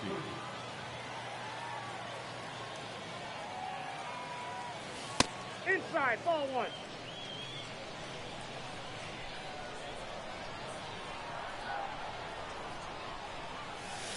Nope, inside, ball two. This is the kind of game I was hoping for when I was playing at Costco Field.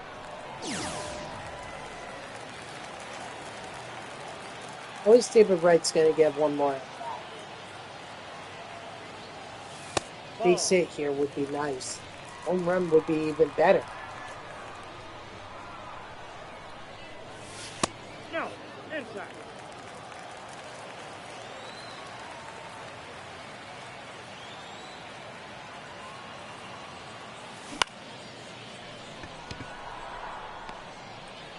Of course. Alright, it's going to have to be in the next game. But David Wright gets super frustrated. It's so frustrating.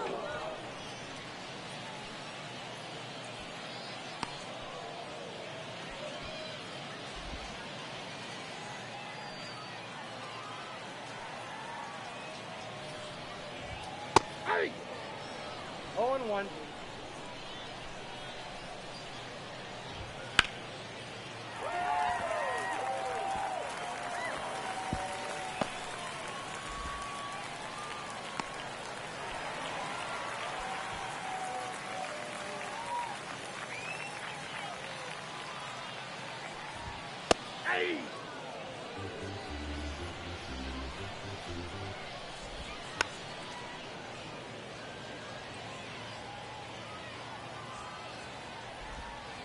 1 ball, 2 strikes. Strike 3, sit out.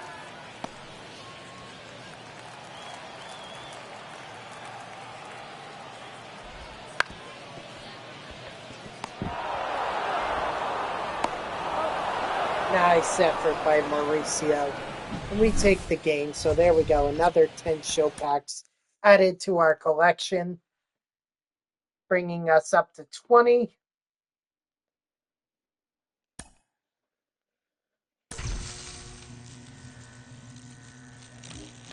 Just got to keep adding on. That's all. Yeah, so Alonso got 100. Lindor and Santana got 85. 55 to Carson Bench. 45 to Gary Carter. 40 to J.D. Davis. 30 to David Wright and Mark Vientos and Ronnie. Got to get David Wright super factor. Hopefully this next game will do that.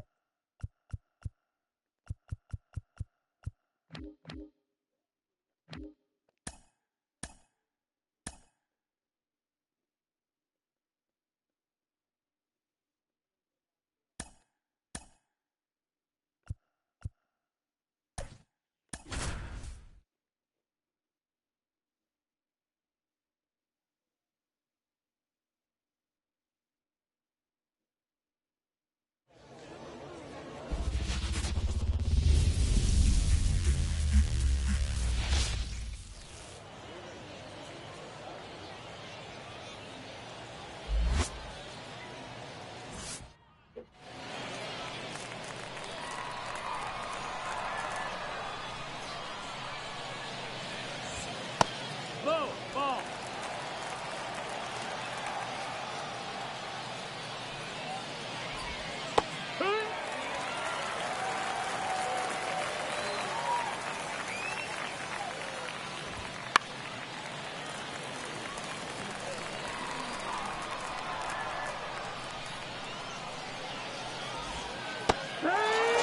Strike 3, sit out.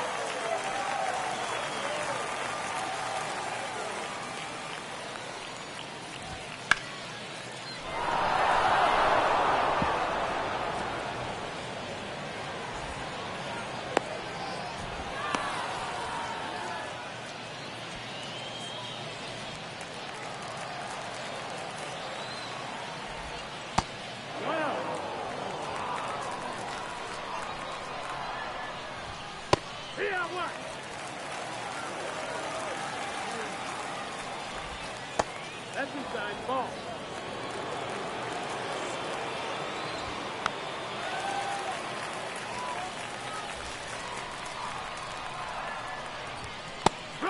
Strike 3, sit out. Hee-haw. It's 0-1. Hee-haw. 0-2. Strike 3, sit out.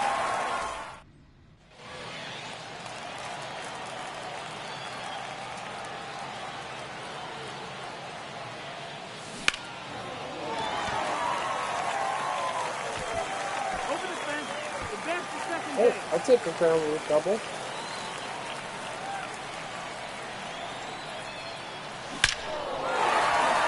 It's Johan Santana's going to follow it up with a home run. I didn't really get a chance to look at Santana's progress, like where he's at in terms of parallel XP. It seems like he's getting a lot of home runs, which is a good thing. Ooh, I think I hit the heights. Oh, that was such a blast from Pete Alonso that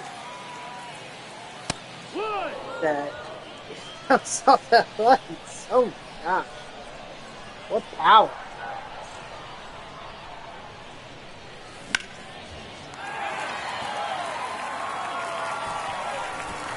Over the fence.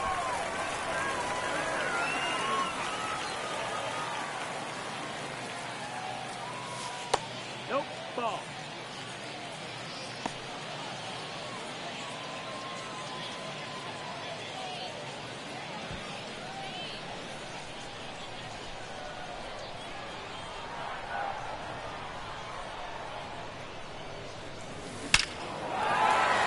Santos with a home run. Christmas.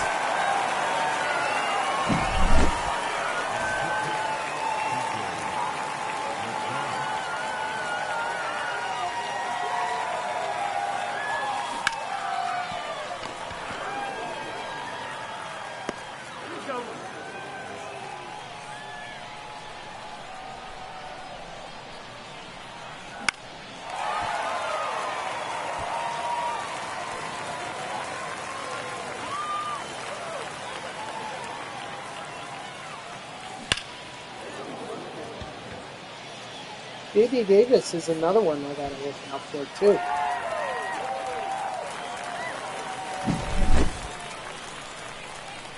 Because I know he was past halfway to being super factored.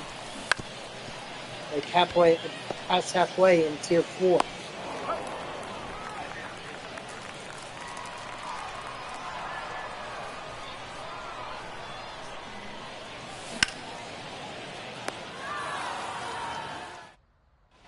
Alright, solid inning.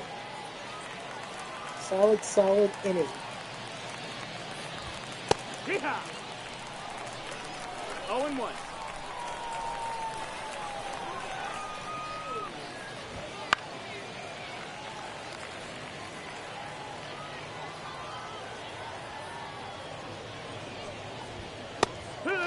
Strike 3, sit out.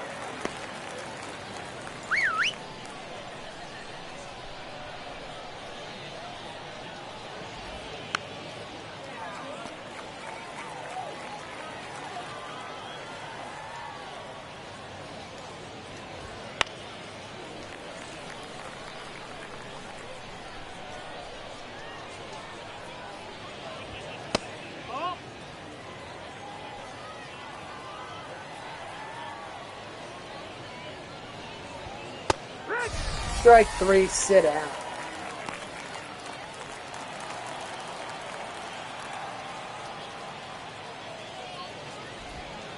Nope, that's in.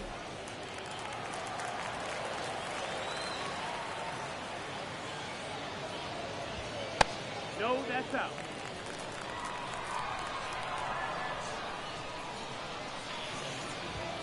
Hurt!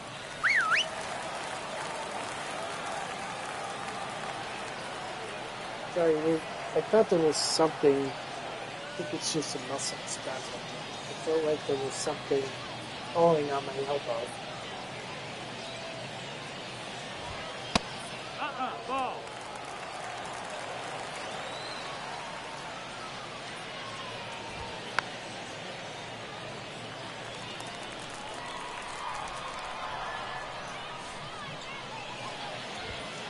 That's ball 4. Take your base.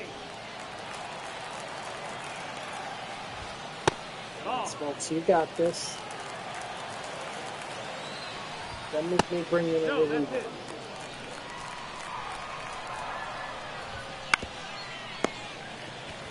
Got him.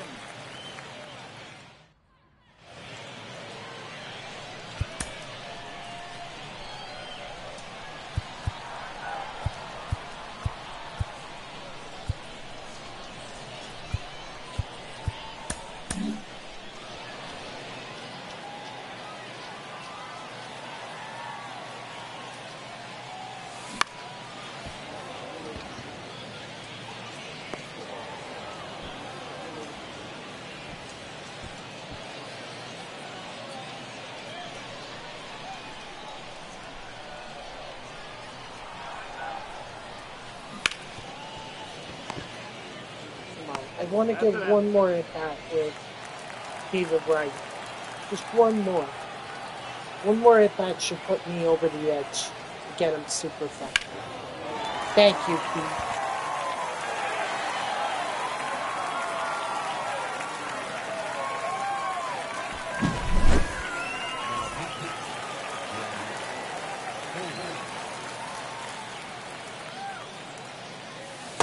Ball.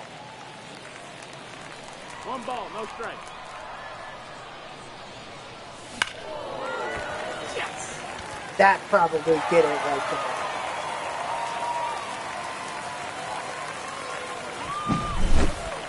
That's all I needed. Now I can focus on Jose Iglesias.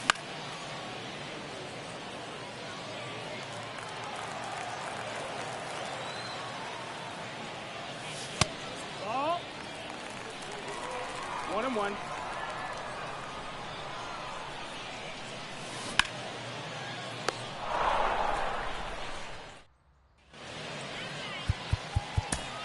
Now pitching. Anderson. Collect.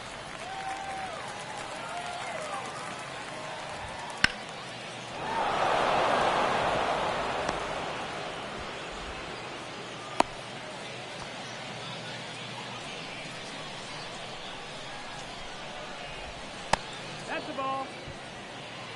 1-0.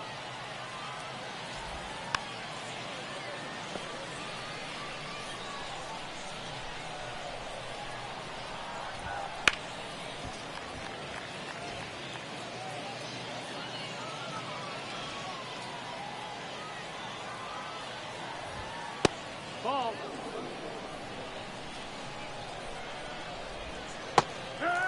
Strike 3, sit down.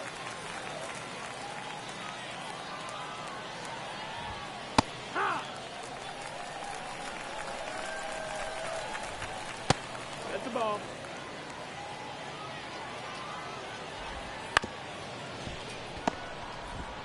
That's a good way to end it right there. Double play.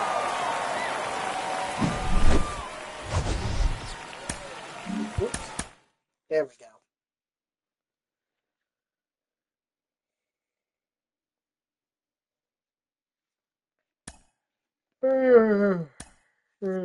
John Smoltz, Tier 1. David Wright, Tier 5. I think that said I was 651 for super factoring. David Wright. Yep, 651. So, alright, let's begin. Jose Iglesias. Oh, I didn't check the others. Dang. Johan Santana is at 4,400. JD Davis is at 6,500. And Lindor is at 4,700. So right now the closest is going to be JD Davis and not even Pete Alonso. Yeah, just JD. He's the next closest.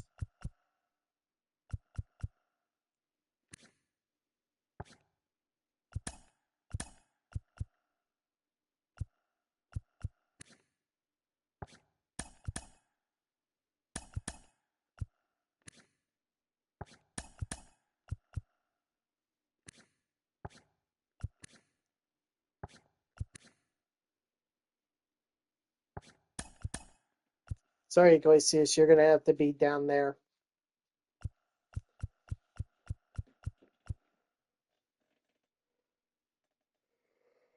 I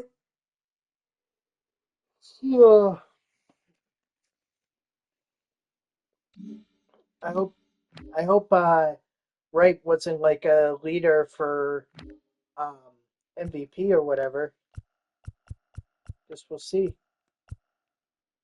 Nope, that goes to Davis, Santana, Vientos, Lindor, and Alonso.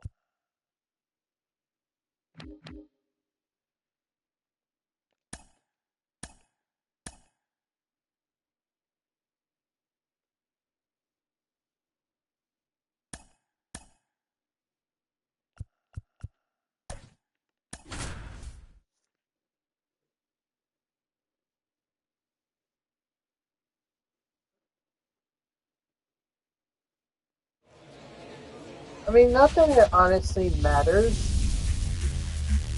because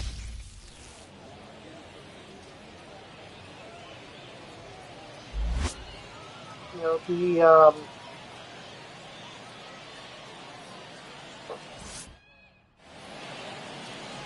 wait, what didn't move?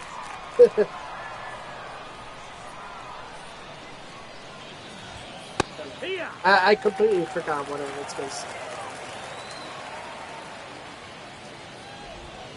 To the right. No ball. 2 strikes.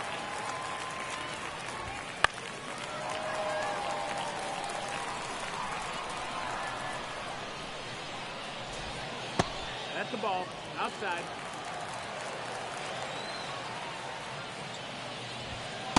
That's low. That's the ball.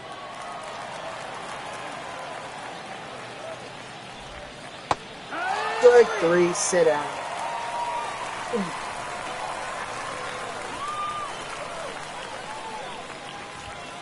Ball.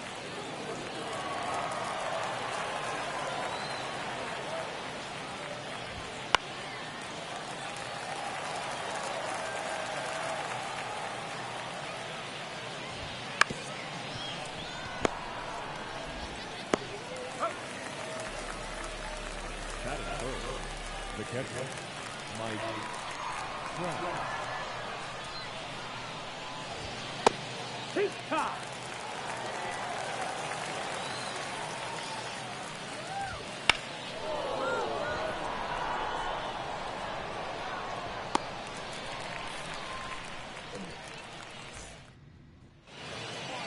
Leading off for the line, the shortstop, Francisco Lindor.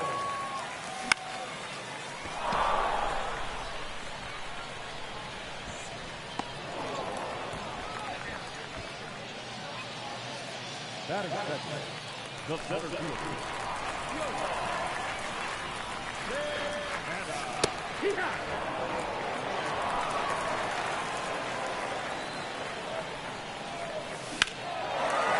Santana. Look at them pictures.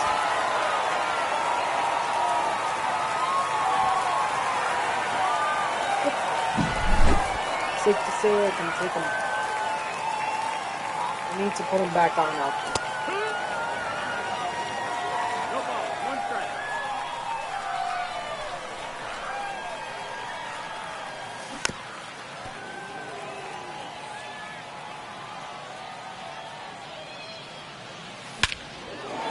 Nice, Alonso. Should be like a home run count for how many home runs Pete Alonso has had in this stream. After all, we are celebrating his return to the Mets, at least for this season.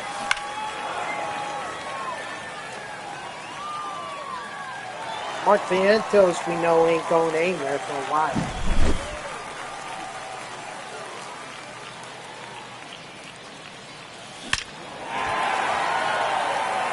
Gary Carter's dead, so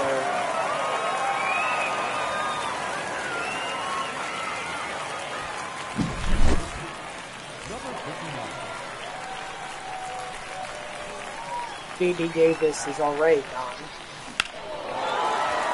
But we'll still try to make something. You never know.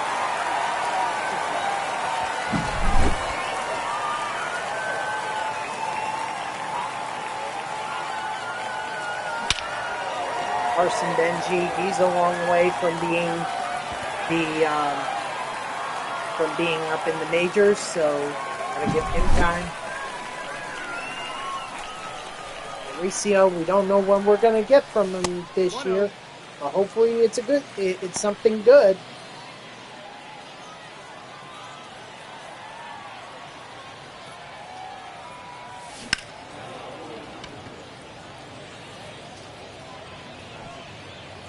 Nice.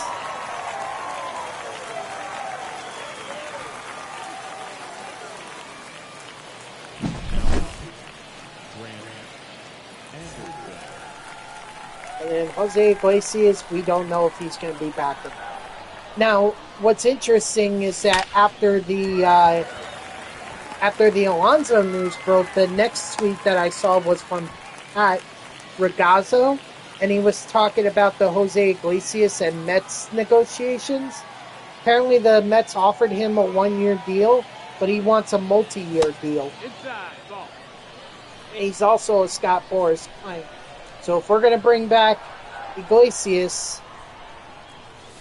we're going to have to go through the same thing we just went through with Pete Alonso. It's like, I hope Jose Iglesias understands that there's really no spot for him on the Mets in terms of a long-term position. You know, second base, right now it's McNeil, but we have Luis Angel Acuna waiting in the wings. Shortstop is anchored by Lindor, so we don't need him there. I mean, I guess we could try third base, but then that's taking away an opportunity from Brett Beatty.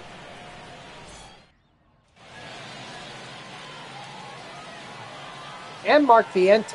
We know Mark Vientos is going to be at third for this season. That's it. So you see, it's just, why are we offering a multi-year deal to a guy who would be, at best, a bench bat? In fact, that's what he was last year. He was just a bench bat. The only thing that got him over was his song.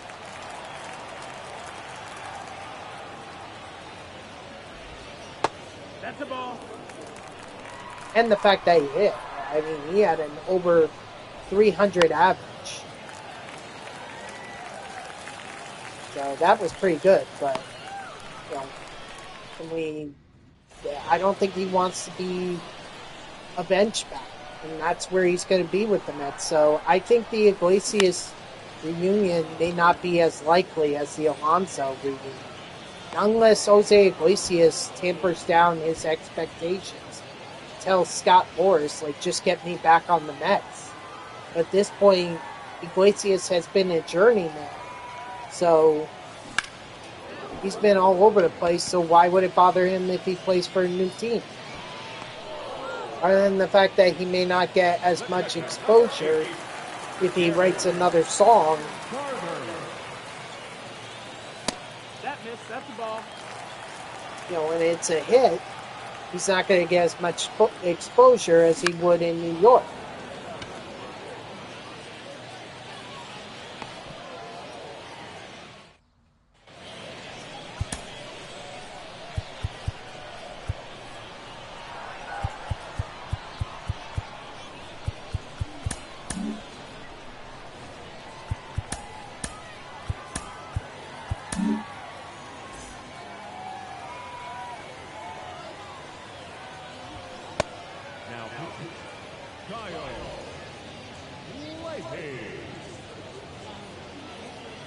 So we'll see what happens.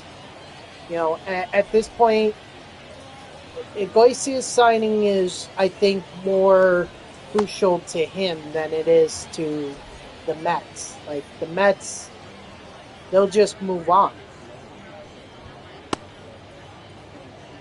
You know, the OMG was great. It was fun last year, and it was a rally cry. And even Castellanos admitted that Iglesias was the MVP for the Mets. Not like in terms of talent, because clearly Lindor outbeat him, and so did Alonso and a lot of other guys. But in terms of, like, crucial to the team's success, yeah, Iglesias was up there.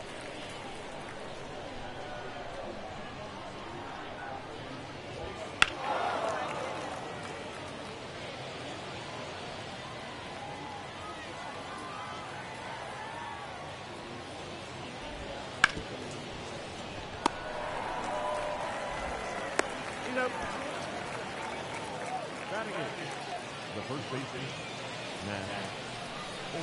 Boom. Yeehaw!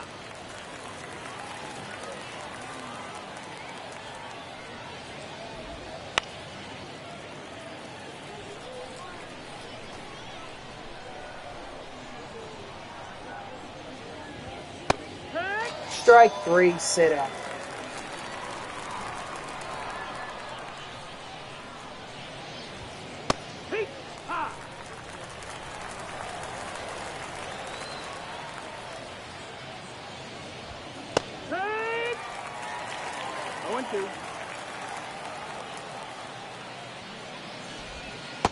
One ball, two strikes.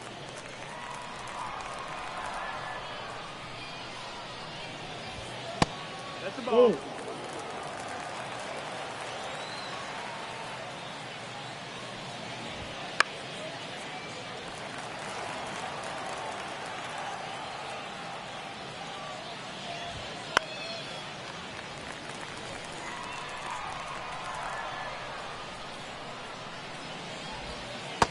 Full count.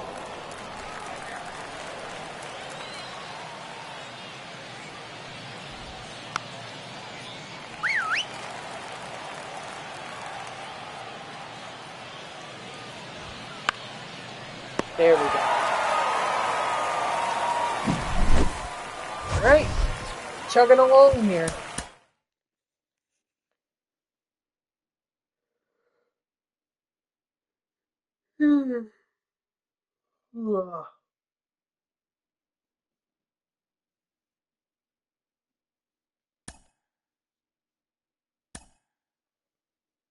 AJ Burnett is up to tier 1. So is Kyle Leahy. So a lot of 40s and 50s. 50 for Alonso and Santana and Vientos and Carter. Then you have 40 for JD Davis, Mauricio, and Benji. And then you have 20 for Lindor. All right, we're almost done with the season here.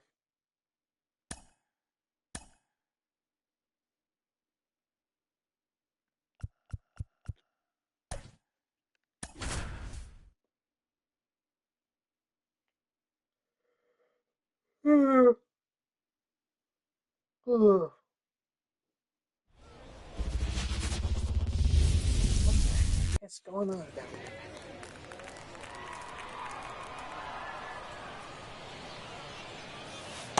Oh, one. There is ball, but I'll take it.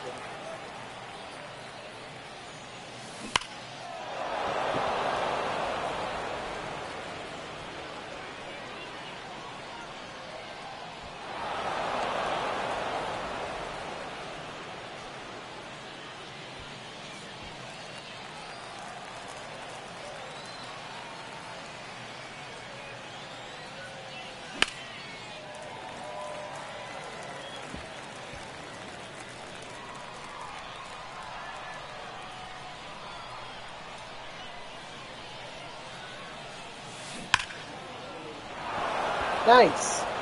Go home, go home. Go home, go home, go home.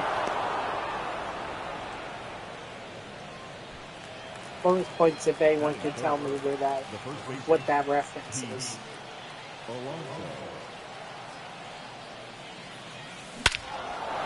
Attaboy, Pete Alonso.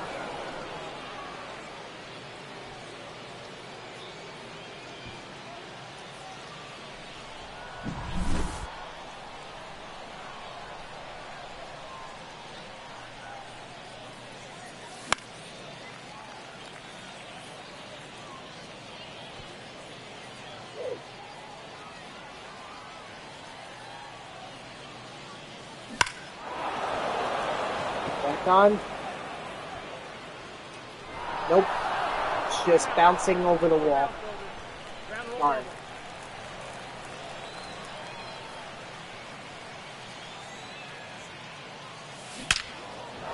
That one is over the wall. For sure. That's a no doubt. Now pitching, Ryan Zephyr.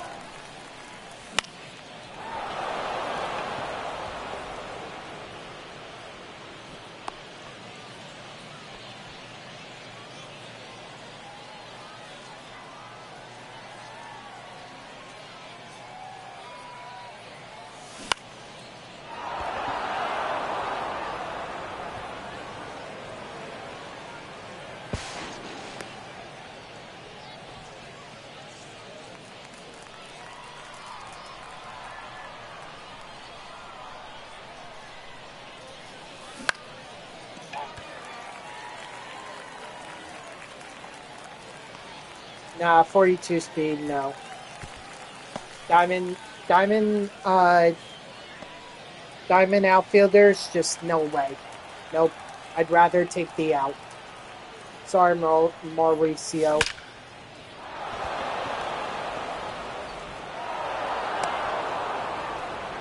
But I at least hope he takes comfort in the fact that it wasn't a double. The shortstop, Francisco Lindor.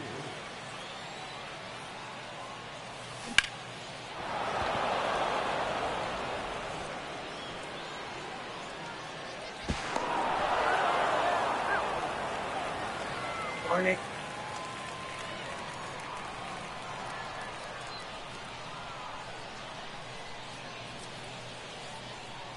Runner, he's going. Hey! He's dead. Yep, might as well get as much XP as I can with Francisco Lindor. I mean, he's one of those guys that I gotta get up to Super Fractured.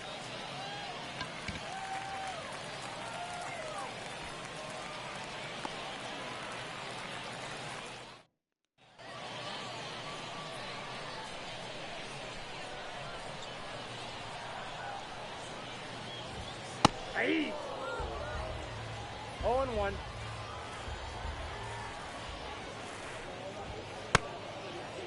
What do you got?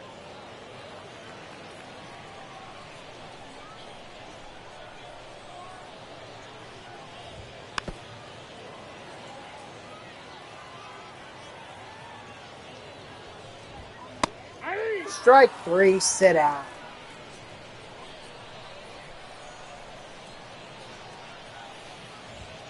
Hey!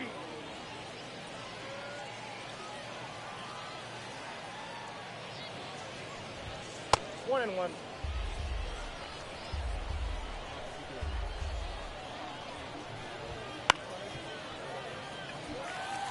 Should go for it.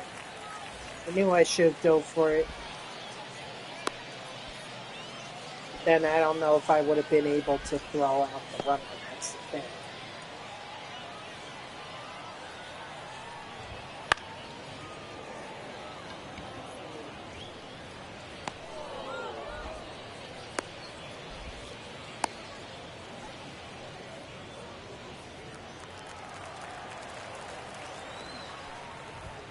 Hey!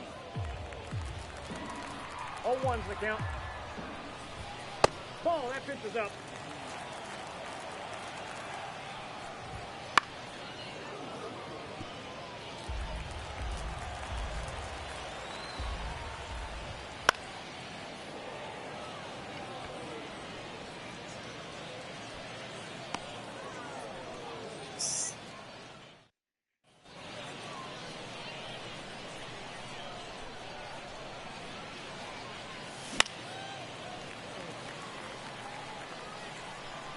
Oh.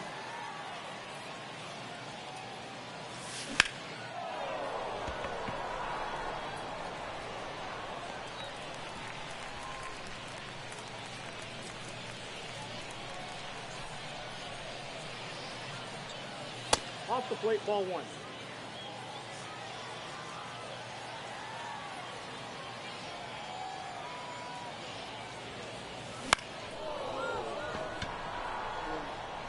Balls aren't flying like they were in the first inning.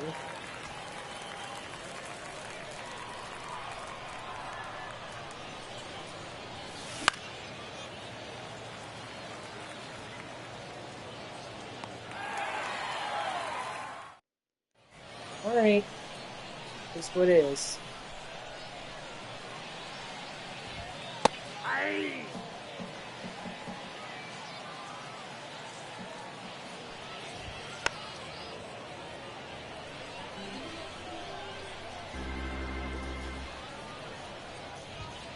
Nope, outside.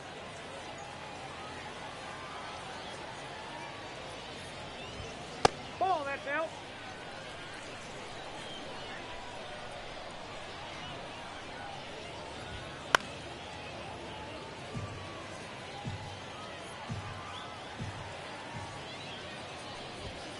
Three and two.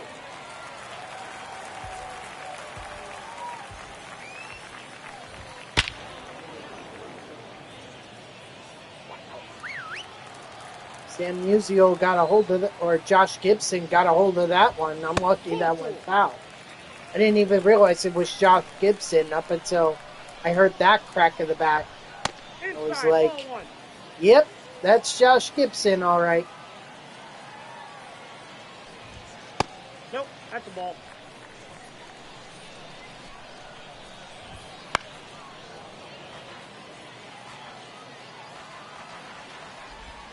Hey, two. 2 balls, 2 strikes.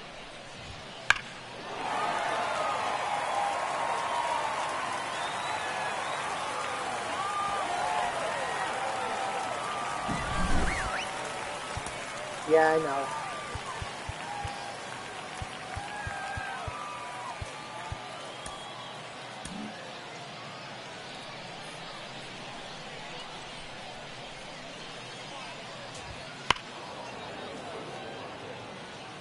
Wait, which one prevents a... Oh, okay.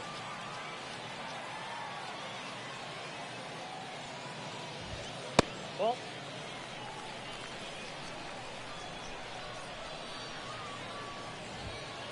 Ball, that's outside.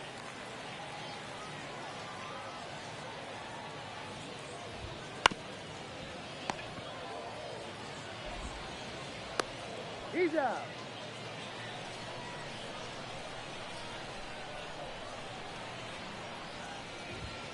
Ah. 0-1. Hey. 0-2 is the count. 0-1.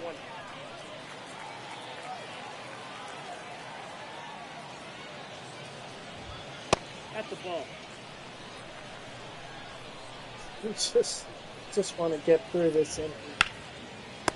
Woo! Hot shot.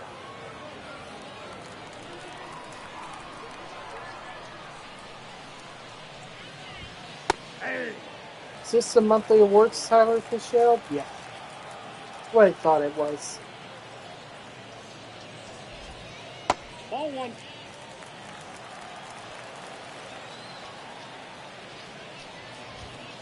No, that's low.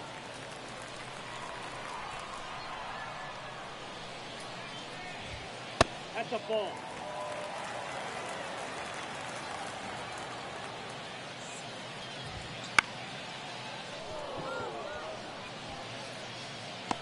There we go. All right. Wasn't too thrilled about giving up the 2-run homer, but the damage could have been a lot worse.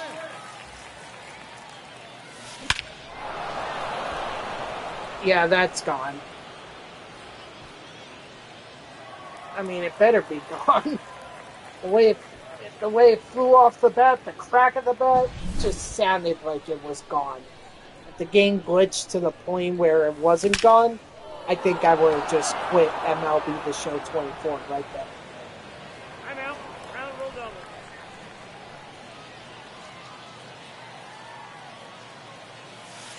No, inside.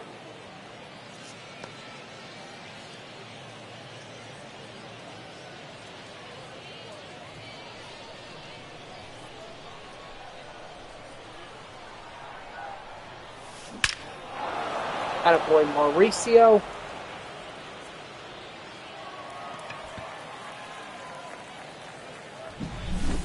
Now pitching. Matt B.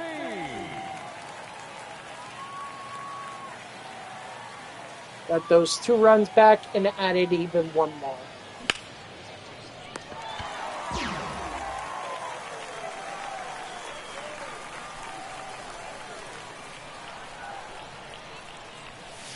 Ball.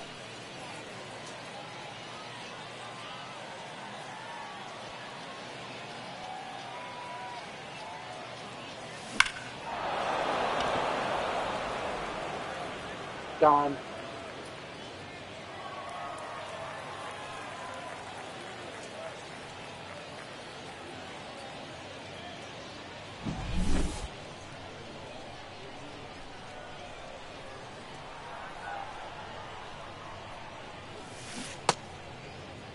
Did he go?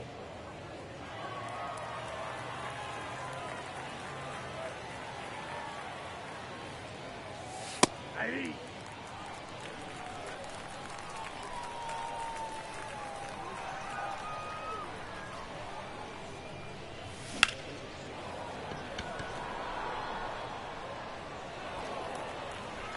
I'm out. Double. Take it.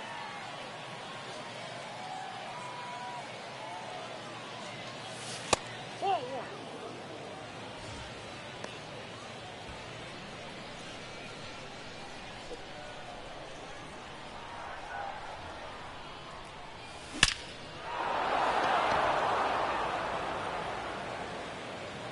Nice. Another home run for Pete Alonso. Now pitching. Rack him up, Pete. Rack him up. Hernandez.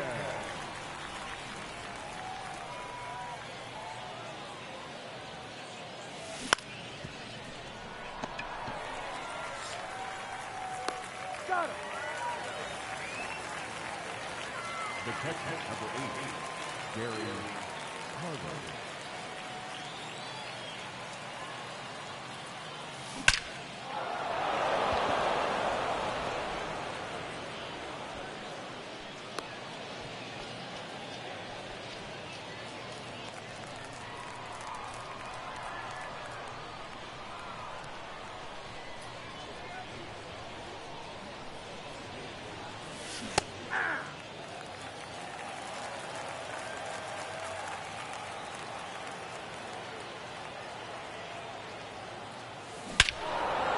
Dang, JD. All right. Oh, man. He's just launching them left and right.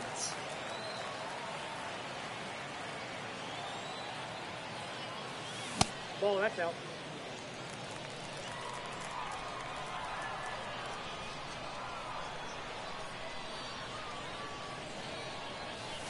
Ball, that's upstairs.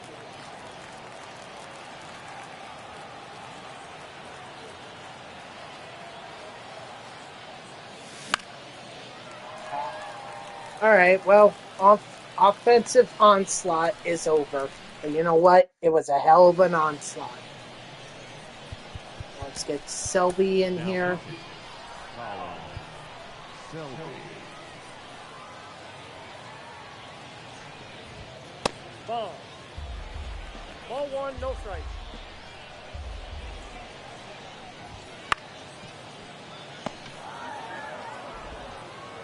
You're out.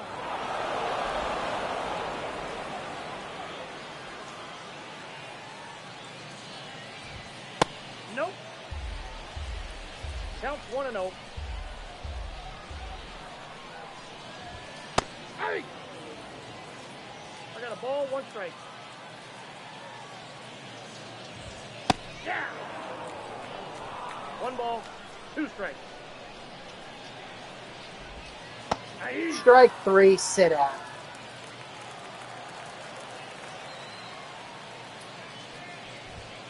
Hey!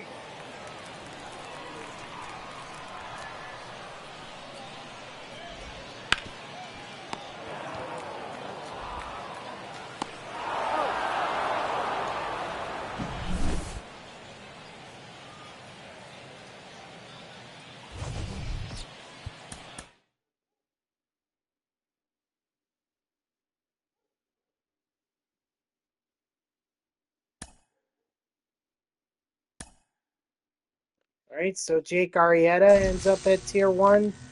No one else made any progress. Let's see, Davis got 105, which is fantastic. Pete Alonso got 100, awesome. Lindor got 90, great. You know, that's what I want. I want these high XP games. You know, 100, 90, 80, whatever. I just want them so that, because it's much easier to make progress. What up, Mets? How are you?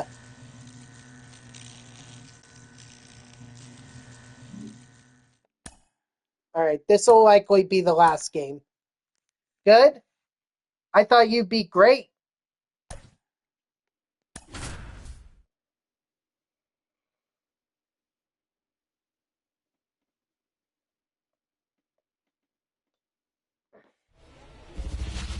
Yep.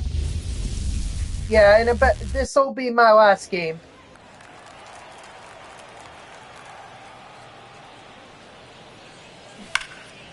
But hey, that's okay. I appreciate you stopping by anyway.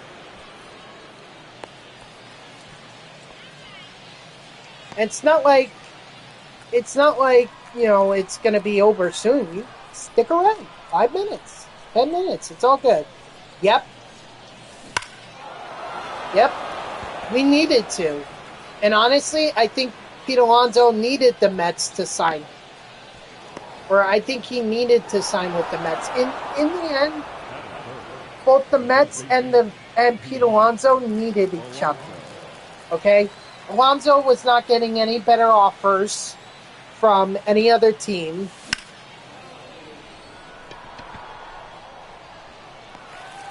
You know, I don't buy the Angels and the Blue Jays talk. I think that was Scott Boras trying to put pressure on the front office, but really he didn't need to put pressure because the Mets were already feeling it. They missed out on Santander. They missed out on a lot of guys that were power bats that they could have signed in place of Alonso. Because what was important was they got protection behind Soto. That's what they needed. I'm not trying to undermine Vientos or anything, but you know, the thing is, can he repeat what he did last year, maybe even better? Like 30 home runs. Can he do that this year? I don't know. Yeah, that was the other thing too. Pete Alonso, hey, fully healthy, there's no reason he can't break that record.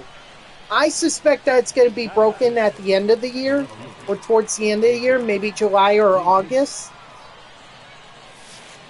Outside, that's the ball.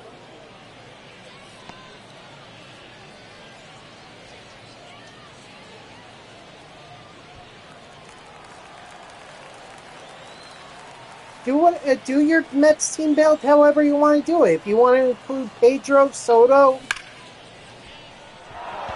and all those guys, by all means, go ahead. Me personally, I like to stick to the cards that have the Mets logo on them. You know, that's the way I've always done my all-time Mets team builds. Never done it any different, but I'm not opposed to adding players like Soto or Pedro to the mix. I have no problem with that. I want to get the cards that actually have the Mets logo on them out of the way first. And then we can talk about the cards that don't have the Mets logo on them, but the players are part of the Mets organization, or were at some point. Nope, outside. So it's totally up to you. Whatever you want to do.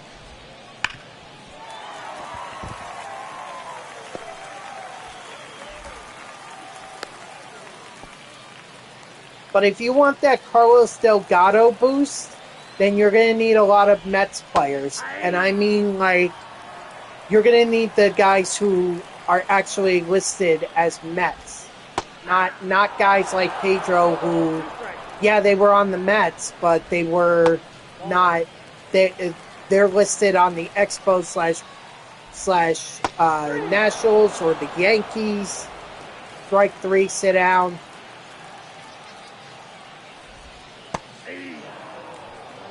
Only 14? I thought there was a lot more. I mean, that's up to you if you want Carlos Delgado's boost. I think it's worth it. But right now I'm working hard to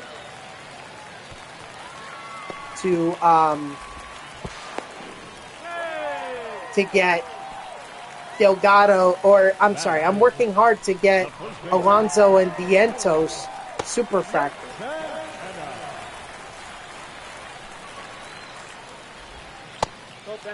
That right now I don't have any spots for Delgado on the roster.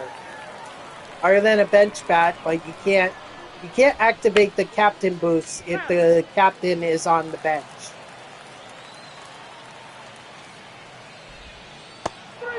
Strike 3, sit down. Yep. Yes, they would.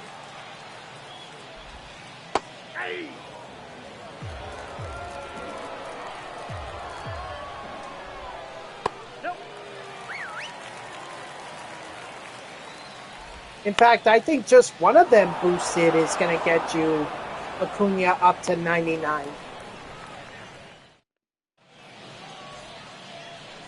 Now pitching, Joe.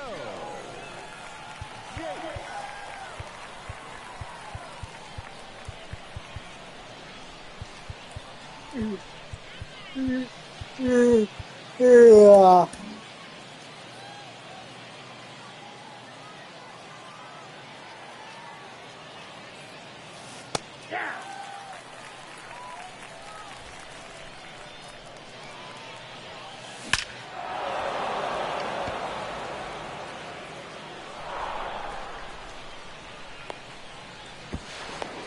Nice. Batting up, the third baseman, Jose Iglesias.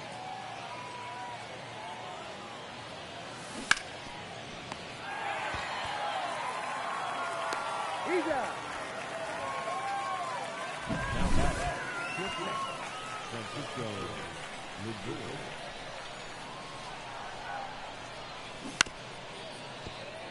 Oh, darn it. Need that just to stay fair. Look at this. Wow. 1 ball, 2 strikes. They're talking about Shohei Ohtani's former interpreter. Just got sentenced. I have to read the whole thing. Oh, darn it. I didn't realize that was going to be a base hit. I thought that was going to be fielded by the shortstop. That's why I told him to go back. Well, even if it had gotten through, it's not like I would have scored Mauricio from second. 0-1.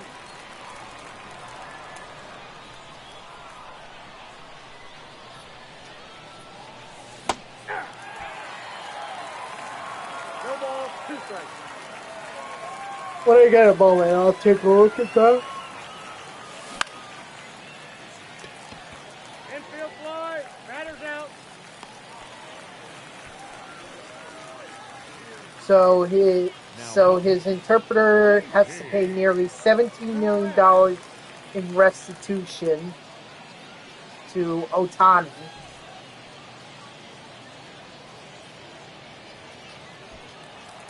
And he'll serve 57 months in prison. 0-1's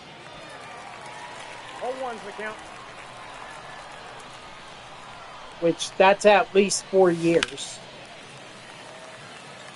4 years and 9 months, in fact.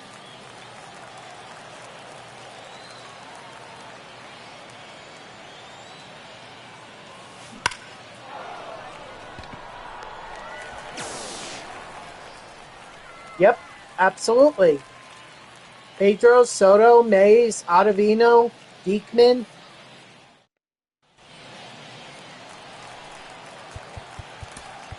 Now pitching, Yep, very good examples.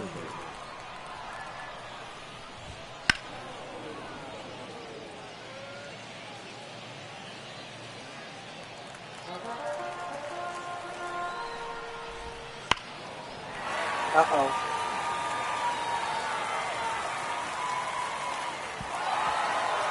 Let me guess, I hung that slow. Yep, I hung it.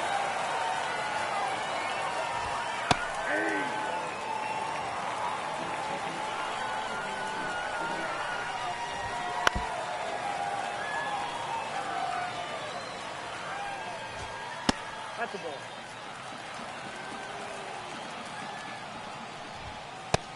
Strike 3, sit out. Aye. 0-1.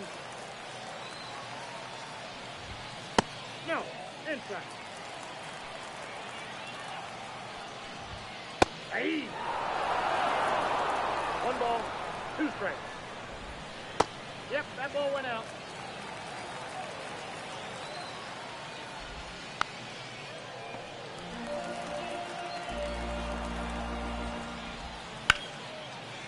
Oh, God. Come on.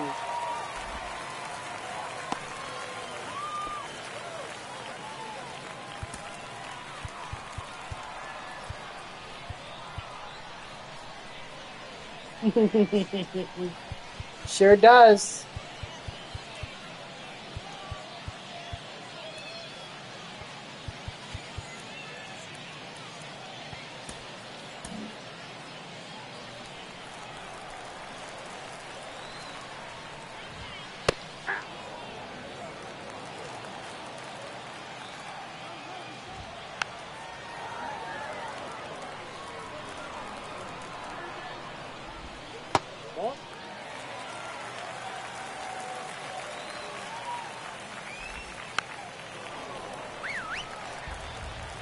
Yeah, of course.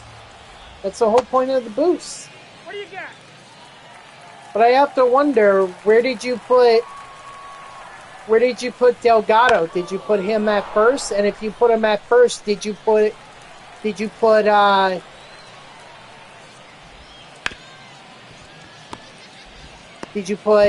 Alonso at DH? Oh, you put him at DH. You put Delgado at DH. Got it. Oh, Alonso at first, Delgado at DH. So then you're not using Vientos, his postseason card? Or his, not his postseason card, both his either his postseason or season awards card.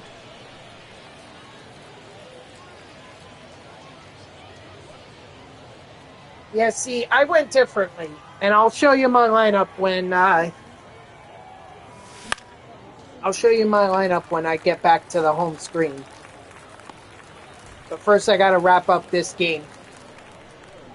I'm not talking about this lineup. This lineup is much different than well, it's really that different, but there's some differences. You're out. See, that's such a hard choice. Actually, now I can make a change. I just realized I can make a change now.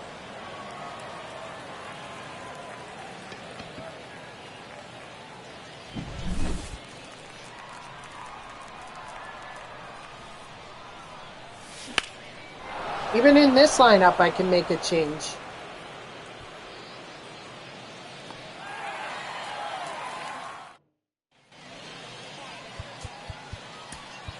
Now pitching, Grant Anderson. Ooh, sidearmer. Hey! Don't shoot us, down. Strike 3, sit down.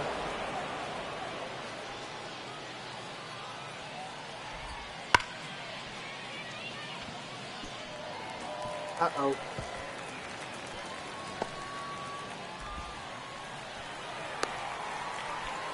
That is taking out Cunha, moving Lindor to second and put the intercept strike. No, yeah, that I'm not suggesting that. He's out. Acuna. Candelita is fine, but I mean, Counts 1-0. I'd rather have Acuna. Ball, that's out. Candelita, I think, is better against lefties anyway. I have to look at his stats, because I have him in my lineup right now for at least mini seasons. Yeah, but I think Acuna is I think he's better. Strike 3, sit down.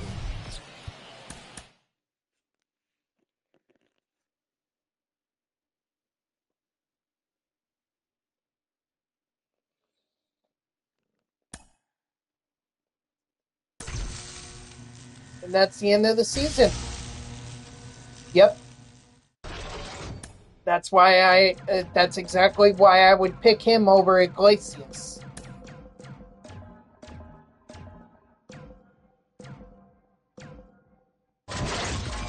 Nice, 5 show packs. I'll take that. So let's take a look at the parallel progress. So JD Davis, he had a home run and a double, so 65 XP for him. No one else seemed to be. I mean, Santana had a double, sure. So did Gary Carter, but it was a really close game. Yeah, honestly, it's not worth it with JD Davis. I'm only using him because the stats um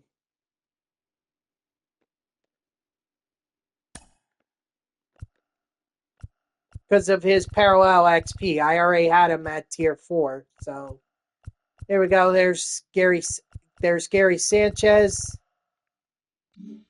Yeah, but you could just grind ranked seasons and get him that way.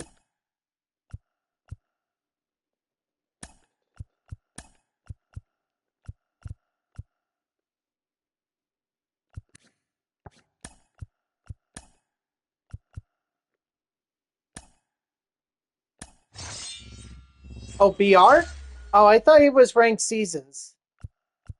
Well, either way, there you go. So with David Wright superfractored, now I moved Vientos over to third, and Delgado is DHing for me.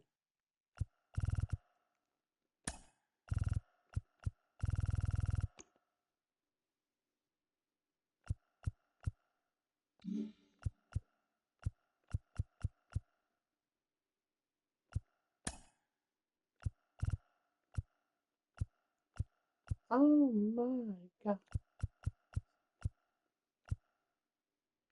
Oh my god.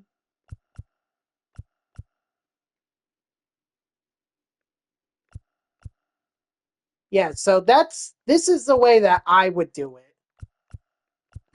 Again, I would have Winker here.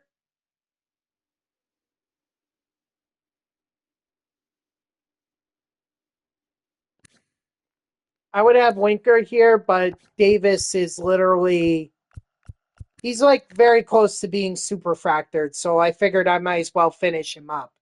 I mean, honestly, if I do mini seasons again, like I'll do after this first run, there's no reason JD Davis can't be super fractured probably the middle of the season or towards the end of it. Oops, hang on. And I would be the 16th, I would be probably the 1600th, within the 1600 to get him. I can't really do that because I have Soto and Mace, and that's fine, but I'm just saying that I'm sticking to guys that have Mets logo on their cards. Like you could see Mets logos on Alonso, Benji, Santana, Lindor, Vientos, Mauricio.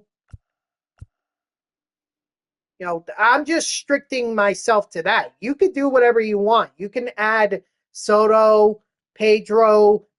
You can add Mays. See,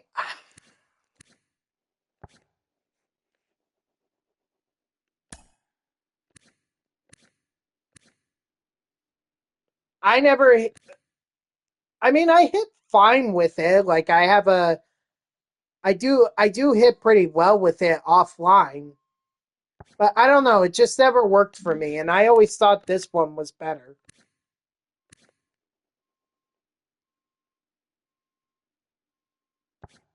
Yeah, exactly.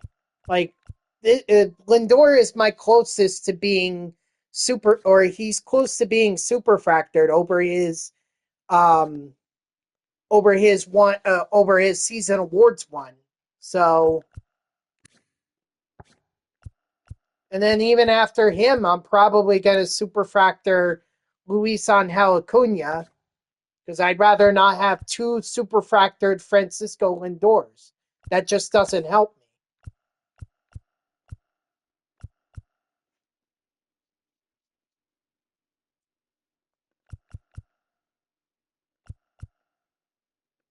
But the only other option aside from Acuna is Jet Williams. So, but that's going to do it for me, guys. So thank you to everyone who tuned in. Even if it was only for a moment, I greatly appreciate it. If you haven't done so already, please be sure to follow me here on Twitch and or subscribe. Either one would make me a happy person. If you're watching this on YouTube, I thank you so much for tuning in. I hope that you liked the video and subscribe to my channel. And if you want to know when I go live, you can follow me on X at TTVNextJGGen24. It's my gamer tag that's in the upper left there. So go give me a follow. I'll usually post whenever I go live. You can also turn on notifications here on Twitch. That way Twitch sends you an email every time I start up a stream.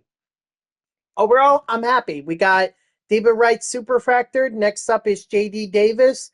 And if I can blow through the playoffs and start the next season, there's no reason I can have him superfractored next, which means that Jesse Winker would get his shot.